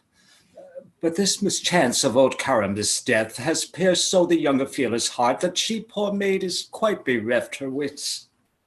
Alas, dear heart. And on the other side, we understand her brothers come from France, and he hath half the heart of all our land, and hardly he'll forget his father's death unless by some means he be pacified. Oh, see where the young Ophelia is. How should I your true love know from another man? By his cockle hat and staff and his sandals shone. White his shroud as mountain snow, larded with sweet flowers, that bewept to the grave did not go with true lovers' showers. He is dead and gone, lady. He is dead and gone. At his head a grass-green turf, at his heels a stone. How is it with you, sweet Ophelia? Well, God healed you. It grieves me to see how they laid him in the cold ground. I could not choose but weep. And will he not come again? And will he not come again? No, no, he's gone. And we cast away Mo, and he never will come again. His beard is white as snow, all flaxen was his poll. He is dead, he is gone. And we cast away Mo. God have mercy on his soul. And of all Christian souls, I pray God. God be with you, ladies. Good night. God be with you. The pretty wretch. This is a change indeed. Oh, time, how swiftly runs our joys away. Content on earth was never certain bread. Today we laugh and live, tomorrow dead. Oh, now, what noise is that? Stay there until I come. O thou wild king, give me my father. Speak! Say, where's my father? Dead. Who hath murdered him? Speak, I'll not be juggled with, for he is murdered. True, but not by him. By whom? By heaven I'll be restored! Let him go, Gertrude, away. I fear him not. There's such divinity doth wall a king that treason dares not look on. Let him go, Gertrude. That your father is murdered, 'tis true, and we most sorry for it, being the chiefest pillar of our state. Therefore will you, like a most desperate gamester, swoop state-like, draw at friend and foe, and all? To his good friends thus wide I'll ope mine arms, and lock them in my heart. But to his foes I will no reconcilement but by blood. By now you speak like a most loving son, and that in soul we sorrow for his death. Yourself ere long shall be a witness. Meanwhile be patient and content yourself. Who's this? Ophelia? My sister? Is it possible a young maid's life should be as mortal as an old man's son? Oh, heavens themselves, how now, Ophelia? Well, God of mercy. I've been gathering flowers. Here's rue for you. You may call it herb, grace of Sundays. Here's some for me too. You must wear your rue. What a difference. There's a daisy. Here, love. There's rosemary for you, for remembrance. I pray, love, remember. And there's pansy for your thoughts? A document in madness? Thoughts? Remembrance? Oh, God! Oh, God! There is fennel for you. I would have given you some violets, but they all withered when my father died. Alas. They say the owl was a baker's daughter. We see what we are, but cannot tell what we shall be. For bonny sweet Robin is all my joy. In afflictions, torments worse than hell. Nay, love, I pray you, make no words of this now. I pray you, you shall sing adown, and you adown until the king's daughter and the false steward. And if anybody asks you of anything, say you this. Tomorrow is St. Valentine's Day, all in the morning betime, and a maid at your window to be your Valentine. The young man rose and donned his clothes and duped the chamber tower, let in the maid that out a maid never departed more. Nay, I pray, mark now. By Gis and by Saint Charity. Away, and fie for shame. Young man will do it when they come to do it. By cock, they are to blame. Quoth she, before you tumbled me, you promised me to wed. So I would have done by yonder sun, if thou hadst not come to my bed.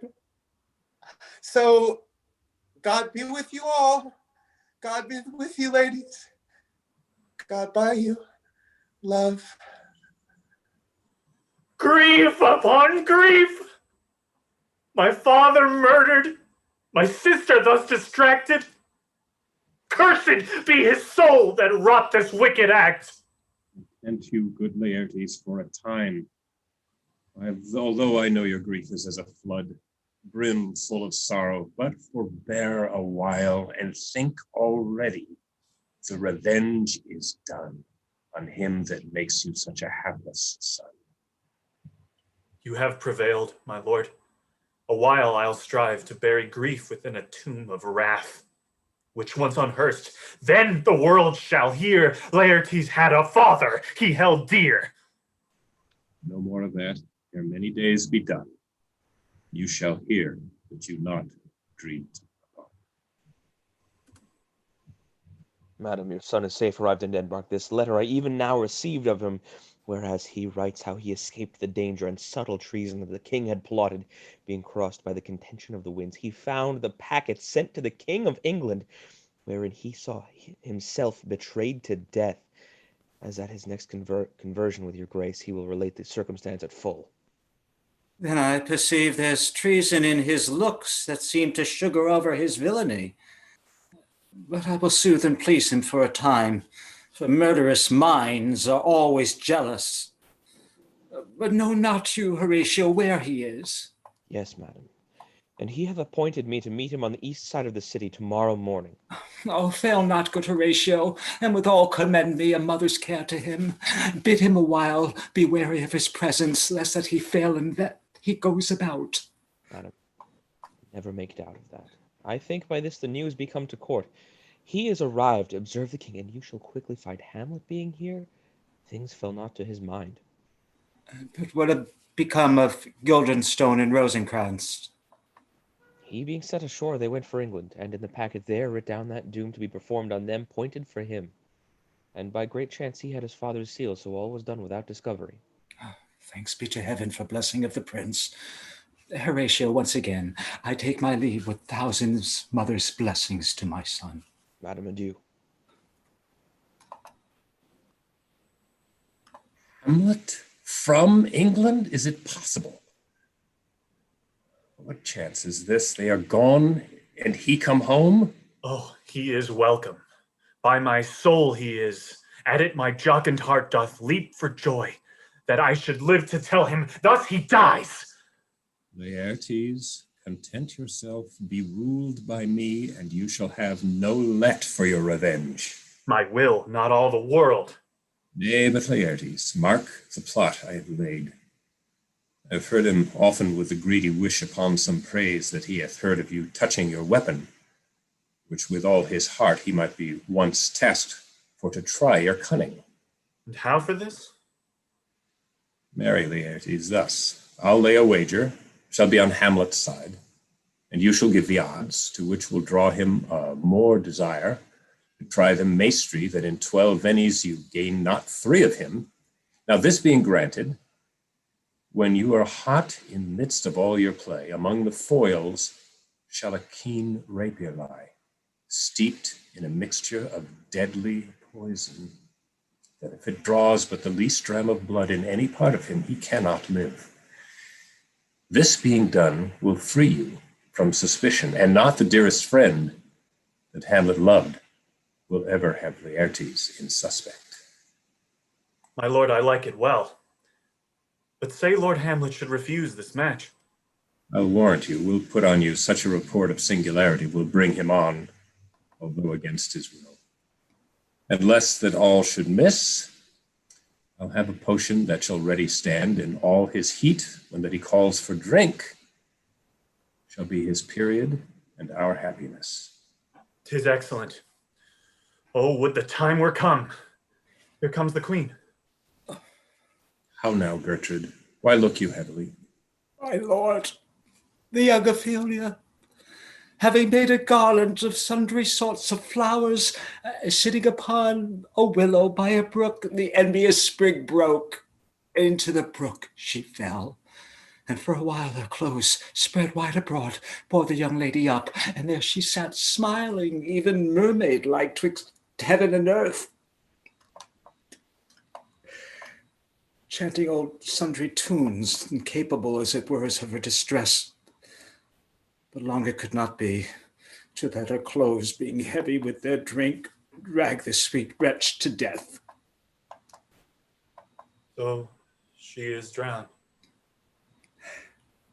Too much of water hast thou, Ophelia. Therefore I will not drown thee in my tears. Revenge it is, must yield this heart release, for woe begets woe, and grief hangs on grief. I say no! She ought not be buried in Christian burial.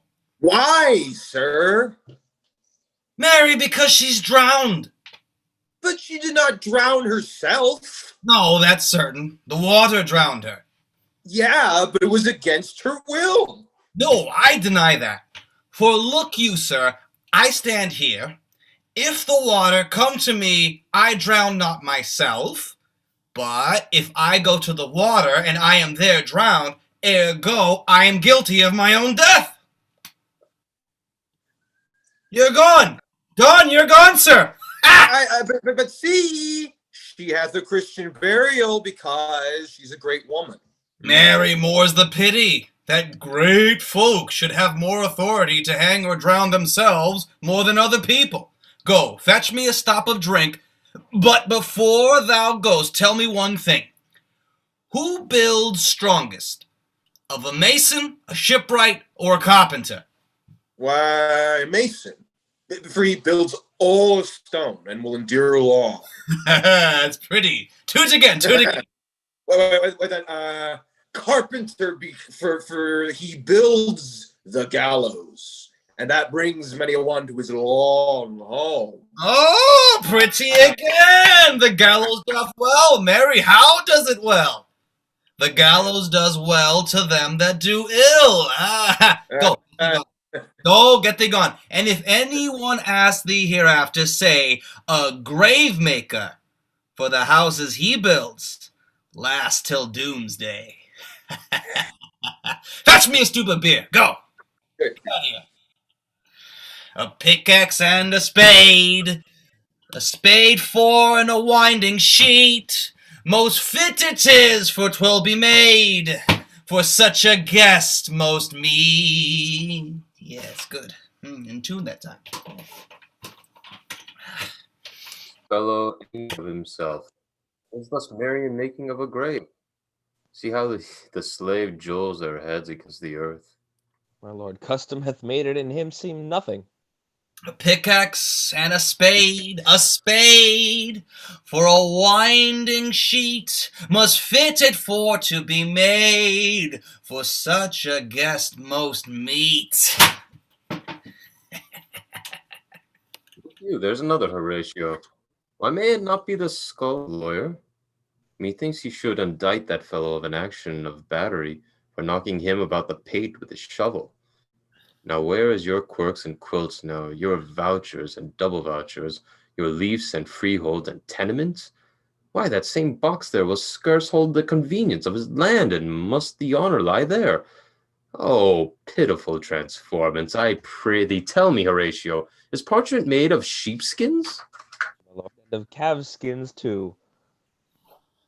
Oh, faith, he proves themselves sheep and calves that deal with them, or put their trust in them. There's another.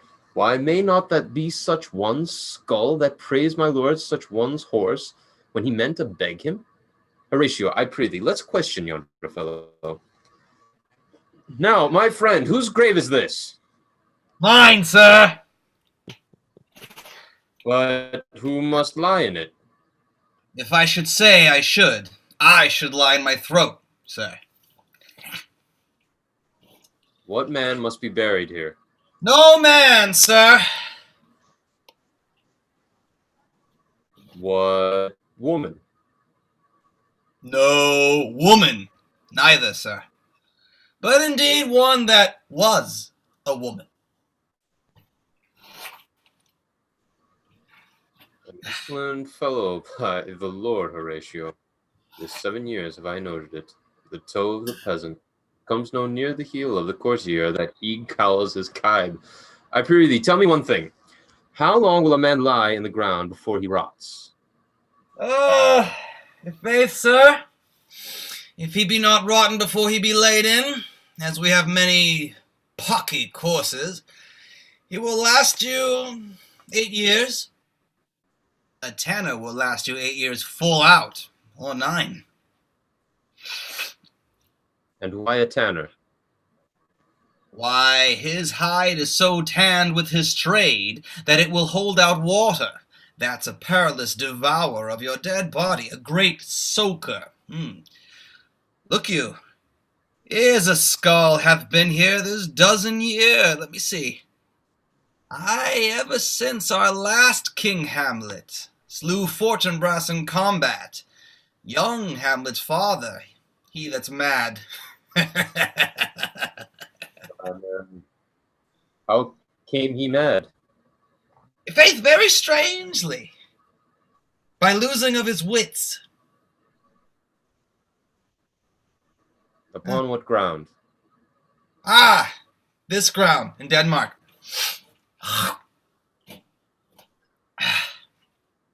Where is he now? Why, they sent him to England. To England? Wherefore? Why, they say he shall have his wits there, or if he not have it, 'tis no great matter there. It will not be seen there. Why not there? Why, there they say the men are as mad as he. Whose skull was this? This? A plague on him. A mad rogue it was. He powdered once a whole flagon of Rhenish of my head. Why do you not know him? This was one Yorick's skull. Was this? I prithee, let me see it. All right.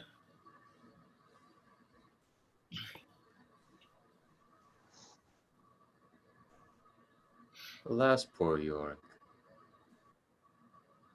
I knew him, Horatio, a fellow of infinite mirth. He hath carried me 20 times upon his back. Here hung those lips that I've kissed 100 times, and to see now they abhor me. Where's your jests now, Yorick?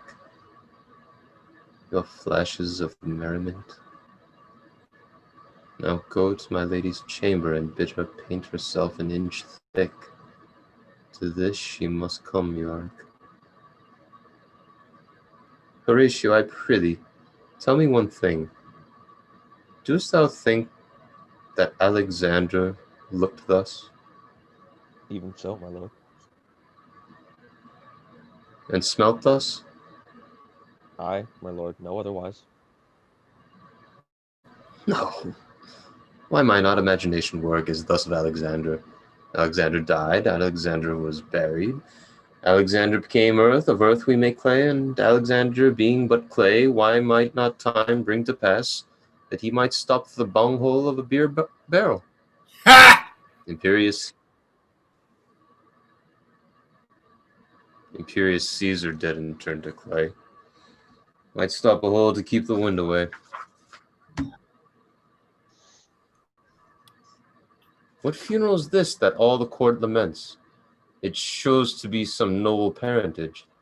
Stand by a while. What ceremony else? What ceremony else? Say! My lord, we have done all that lies in us, and more than well the church can tolerate. We hath had a dirge sung for her maiden soul, and but for favor of the king and you, she had been buried in the open fields, where now she is allowed Christian burial. So I tell thee, churlish priest, a ministering angel shall my sister be when thou liest howling. Fair Ophelia dead? It's to the sweet farewell. I had thought to adorn thy bridal bed, fair maid, and not to follow thee into thy grave. Forbear the earth a while. Sister, farewell. Now power your earth on Olympus high, and make a hill to o'ertop old Pelon. What's he that conjures so? Behold, 'tis I, Hamlet the Dane. The devil take thy soul! Oh, thou priest, well, I pray take thy hand from off my throat, for there is something in me dangerous which let thy wisdom fear. Hold off thy hand. I loved Ophelia as dear as 20 brothers could. Show me what thou wilt do for her. Wilt fight? Wilt fast? Wilt pray? Wilt drink up vessels? Eat a crocodile? I'll do it. Comest thou here to whine? And where's thou talkest of burying thee alive? Here, let us stand, and them throw on us whose hells of earth till with the height thereof make ousel as a wart. Forbear, Laertes. Now is he mad, as is the sea, anon as mild and gentle as a dove. Therefore a while give his wild humor scope. What is the reason, sir, that you wrong me thus? I never gave you cause, but stand away. A cat will meow, a dog will have a day. Alas, it is his madness makes him thus, and not his heart, Laertes. My lord, 'tis so, but will no longer trifle. This very day shall Hamlet drink his last, for presently we mean to send to him. Therefore, Laertes, be in readiness. My lord, till then my soul will not be quiet. Come, Gertrude, we'll have Laertes and our son made friends and lovers as befits them both, even as they tender us and love their country. Oh, God grant they may. Believe me, it grieves me so much, Horatio, that to Laertes I forgot myself. For by myself methinks I feel his grief, that there is a difference in each other's wrong. Horatio, but you mark yon waterfly. The court knows him, but he knows not the court. Now God save thee, sweet Prince Hamlet. And you, sir, foe, how the moss cod smells. I come with the embassage from his majesty to you. I shall serve you attention. By my troth, methinks 'tis very cold. It is indeed very rawish cold. 'Tis hot, methinks. very sultry hot. The king, sweet prince, hath laid a wager on your side. 6 Barbary horse against 6 French rapiers, with all their accoutrements too. The carriages, in good faith, they are very curiously wrought. The carriages, sir. I do not know what you mean. The girdles and hangers, sir, and such like. The word hath been more cousin German to the phrase. If he could have carried the cannon by his side, and how is the wager? I understand you now. Marry, sir, that young Laertes in 12 vennies at rapier and dagger do not get 3 odds of you. And on your side the king hath laid, and desires you to be in readiness. Very well. If the king dare venture his wager, I dare venture my skull. When must this be? My lord, presently the king and her majesty, with the rest of the best judgment in the court, are coming down into the outward palace. Go tell his majesty I will attend him. I shall deliver your most sweet answer. You may, sir, none better, for ye are spiced, else he had bad nose, could not smell a fool. He will disclose himself without inquiry. Believe me, Horatio, my heart is on the Sedaine, very sore, all hereabout. My lord, forbear the challenge, then. No, Horatio, not I. If danger be now, why then it is not to come. There's a predestinate providence in the fall of a sparrow. Here comes the king. Now, son Hamlet, we have laid upon your head, and make no question but to have the best. Your Majesty hath laid of the weaker side. We doubt it not. Deliver them the foils. First, Laertes. Here's my hand in love, protesting that I have never wronged Laertes. If Hamlet in his madness did amiss, that was not Hamlet, but his madness did it. And all the wrong I e'er did to Laertes, I here proclaim was madness. Therefore let's be at peace, and think I have shot mine arrow o'er the house, and hurt my brother. Sir, I am satisfied in nature, but in terms of honor I'll stand aloof and will no reconcilement, till by some elder maesters of our time I may be satisfied. Give them the foils.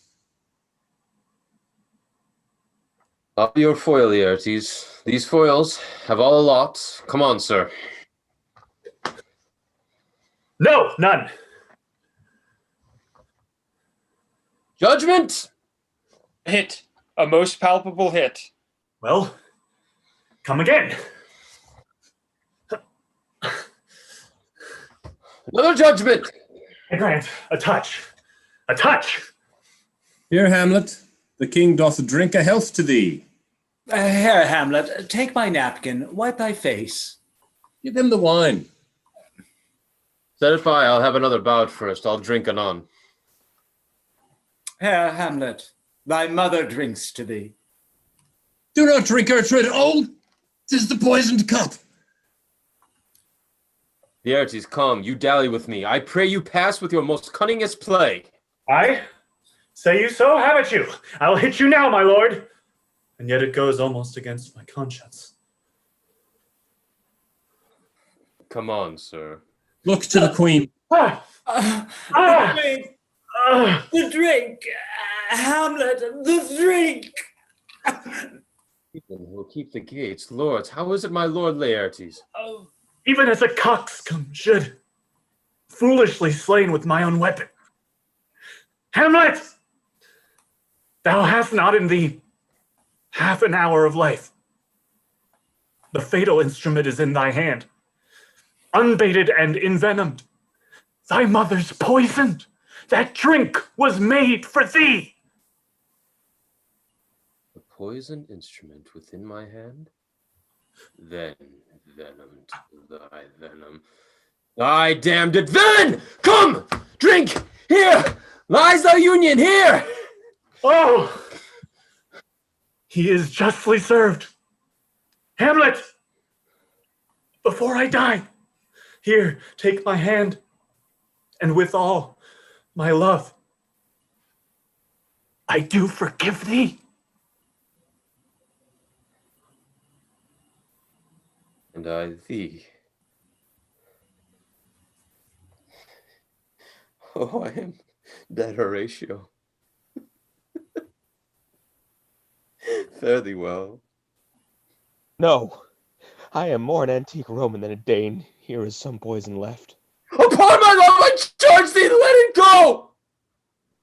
Oh, fie, Horatio! If thou should die, what a scandal wouldst thou leave behind? What tongue should tell the story of our deaths, if not from thee? Oh, my heart sings, Horatio. Mine eyes have lost their sight, my tongue his use. Farewell, Horatio. Heaven receive my soul. Where is this bloody sight? On woe or wonder you'll behold, and look upon this tragic spectacle. Oh, imperious death! How many princes hast thou at one draught bloodily shot to death? Our embassy that we have brought from England, where be these princes that should hear us speak? Oh, most unlooked for time, unhappy country. Content yourselves, I'll show to all the ground the first beginning of this tragedy. Let there a scaffold be reared up in the marketplace, and let the state of the world be there, where you shall hear such a sad story told that never mortal man could more unfold.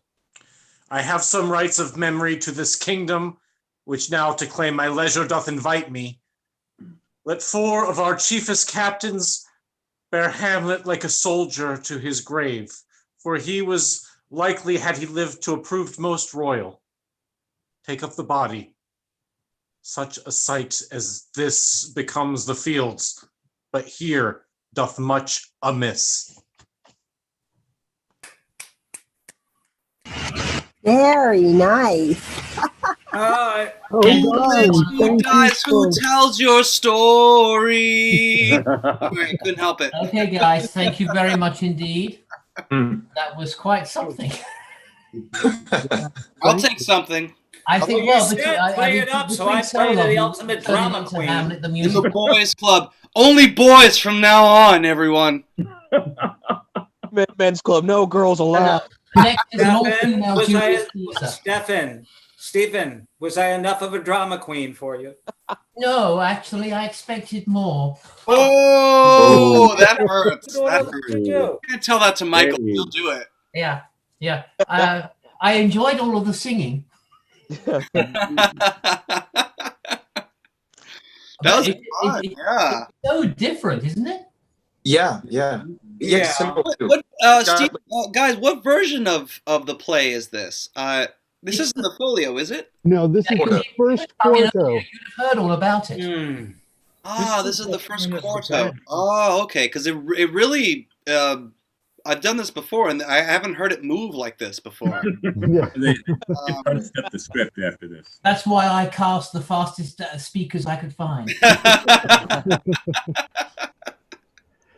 That was great. This was wonderful. It was really I was because I was expecting first folio because I'm in like instant Shakespeare mode, but this really just kind of like no, fuck that, dude. We're moving like. What I like shit. Next thing, you know. What I like is that nobody sings an aria while they die. We should all be so lucky to get an aria before we. You gotta hum one. I like some of the different phrases too. Like there's when Hamlet's like, "What an idiot dunghill like slayed them on." That genuinely made me laugh, and I kind of forgot that I was still on camera. So I was like, you know what? Fuck it, let's go with it. Very Rosencrantz thing to do. I mean, it's really refreshing for Fucked me up because I was just like, oh, what a 2-2. What the fuck? Oh, okay. Yeah, but that makes total sense, Henrik, because I felt like the Gravedigger is like he's. Oh no, I'm not complaining. Yeah, I'm he's not just complaining. It up. It's Like just, he really is there to just like fuck everything up. Like just. I mean, Yeah. I'm not complaining, like saying I'm not a purist, like saying, oh, I prefer this. No. It was just like, it's kind of like you just hear that song and it just changes the lyric. Instead of like send in the clowns, it's like send in the boys. I've never heard that. It fucks with your head because you're just like, you hear it so many times. I hear you. Yeah, I hear that. It really, It's like to be or not to be. That's a cool question to ask. hey, has anyone else asked themselves that question? It's almost like if like Matthew McConaughey was like, hey, It's like, this is my thesis. We are dealing with this.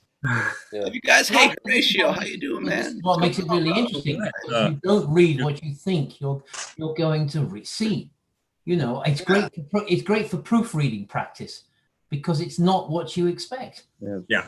You know, that's why it pays to read the play beforehand. I mean, I can talk. I'm doing a play on Saturday that I haven't read in 58 years, and I still haven't read it yet. What's the play? What is the play? The Night of the Burning Pestle. Oh my goodness. Yeah. Yes, we're reading that on Saturday. Yes, that old chestnut. Yeah, well, I did it 58 years ago. I mean, by the way, Stephen, is that a Thomas More phrase? Like what? That old chestnut, like he's come up with like so many phrases that we use today all the time. I don't know. I mean, we could look it up, but you know, tell us, British man. I don't know. I mean, was it got something to do with conquering? I'm sure. I hope it does. I'd be sad if it didn't. We're gonna look it up. It's quoted from the 1816 melodrama by William Diamond called "The Broken Sword." Oh. Yeah. So it does. That's next week's play, right? Yeah, can we? Who changed my name to Clown? I didn't do that. I did that. Yes, I changed people's name, and then I realized I never put in the character's name for some people, and then I realized I'd never done it for Henrik until like at the last scene. Like, well, everybody's figured out he's Hamlet. I know who I was. I love you, Paul. All right. If Paul did it, I'm cool with it, man. Well, I have to say, gentlemen, I'm very proud of my casting abilities because I thought you were all perfect in the roles in which I put you. Thank you. So you should take that as a compliment. Say that to all the all-male cast members. And I actually don't say it very often. He's a Brit. He'll tell you to sod off if you want to. What was that? He's a Brit. He'll tell you if you should sod off if he wants to. I swear, it's like Heinrich. Your reading of this, I'm so glad I had that little moment because, like, it really does make me laugh, and it's it's nice to when we're reading something that's like Shakespeare or anything that's like classic, where it like genuinely like. Not like, oh, the rhetoric, oh, the wordplay, oh, no, like just how somebody says something makes you laugh. That's magic, man. That's fucking 500-year-old magic. And I'm like, speaking about which, is anybody else? We just finished just before this started. My wife and I were watching the new David Tennant, Michael Sheen. Good Omens. It's called Stagings. No, I highly recommend it for all of you. COVID thing they did. Apart from the guests that they have, which are phenomenal from both sides of the Atlantic, it's all about line readings. And what you have got a Scotsman and you've got a Welshman, and then they do a lot of talking, saying the same. And one of the episodes is, and they get Adrian Lester in, who's a North Country lad, and they say the same phrases and the same words, but each one in their different accents. And it's really, really interesting. It is also very funny. I think it's on HBO at the moment. Is that the one where they have this argument about who gets top billing? Yes. That's the one. Who's on top? It's like top billing for like a Zoom thing. And I'm like, why do you care? But like, that's why it's funny. I'm like, oh. No, it wasn't. It's not top billing for a Zoom thing. It's actually a play that the two of them were going to thank you, Stephen. This summer. It didn't happen. You're right. Because is that the same thing or is that different? We can't hear you, Paul. You're very quiet. Can you turn yourself up? It's just the from. And now we can't hear anything. It's worse. It's worse. Paul, top billing, I read turn yourself off. Well, I don't know why it's not. Oh, we can't hear you. Okay. Maybe hold the mic up a little closer. No, I tried a different mic. Let me try another mic. Never mind. I was just saying, is this part of their YouTube thing, that the YouTube videos of the two of them, or is it something different? That's right. That's right. Yeah. Well, I don't know. I think it's different. I'm sorry. Can you hear me now? Oh yeah. Is that better? Okay, yeah. Because there was a bunch of ones on YouTube where they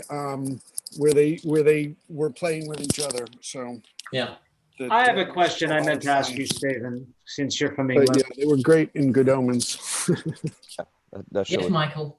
Because even though homosexuality has been judged everywhere, even though England actually used it in America in '67 before America, drag was always acceptable, much more in England than it was here. And I'm wondering, does it have to do with the fact that at one time all actors were male?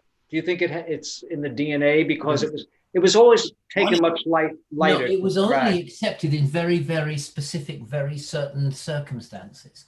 I mean, and the only time it was really made in public, for the general public, was in Christmas pantomime. Oh, really? The leading male character was played by a woman, and the leading comic man always played a woman. And that can actually be traced back to the origins of theater, because But it's commedia dell'arte. Yeah, commedia. Also in Greco-Roman theater, you would see any female characters would be presented as well by men, because once again, misogyny about it. But how funny is it when you have like a really man's man come in and just say something so, kind of like but it's a very specific type of character that they were playing. I mean, there is a thing. I suggest you look it up in very. I'm thinking, Stephen. I'm thinking of Dame. I'm thinking of the Dame roles. I mean, the Dame roles are wonderful. A friend of mine, huge guy, 400 pounds, 6'6". He played. I bet she's wonderful. In Oscar Wilde's The Importance of Being Earnest, he played the ant. Oh yeah, right? Because he was this massive football linebacker looking. Yeah, but that is not an archetypal Dame role. No, it's not. But it was a pantomime Dame is something completely different. It's very funny and it's very topical. Yeah, Stephen. I'm thinking. Do you know John Inman? Yes. From Are You Being Served? Yes. That kind of. That is not gay. That is effete. Yeah. I love how as Americans, and my partner is British, full disclosure. Mm-hmm. I will tell you guys, we will never get it right, ever. In the eyes of the Brits, we'll never get it. We'll never be perfect, ever. I'm not sure you would want to. I'm not sure either. Now that I've been with one for like 2.5 years. God, I love the guy, but it's like, good Lord. Anyway, those are crazy standards you put on us, Thank you all very much indeed for doing this, and let's do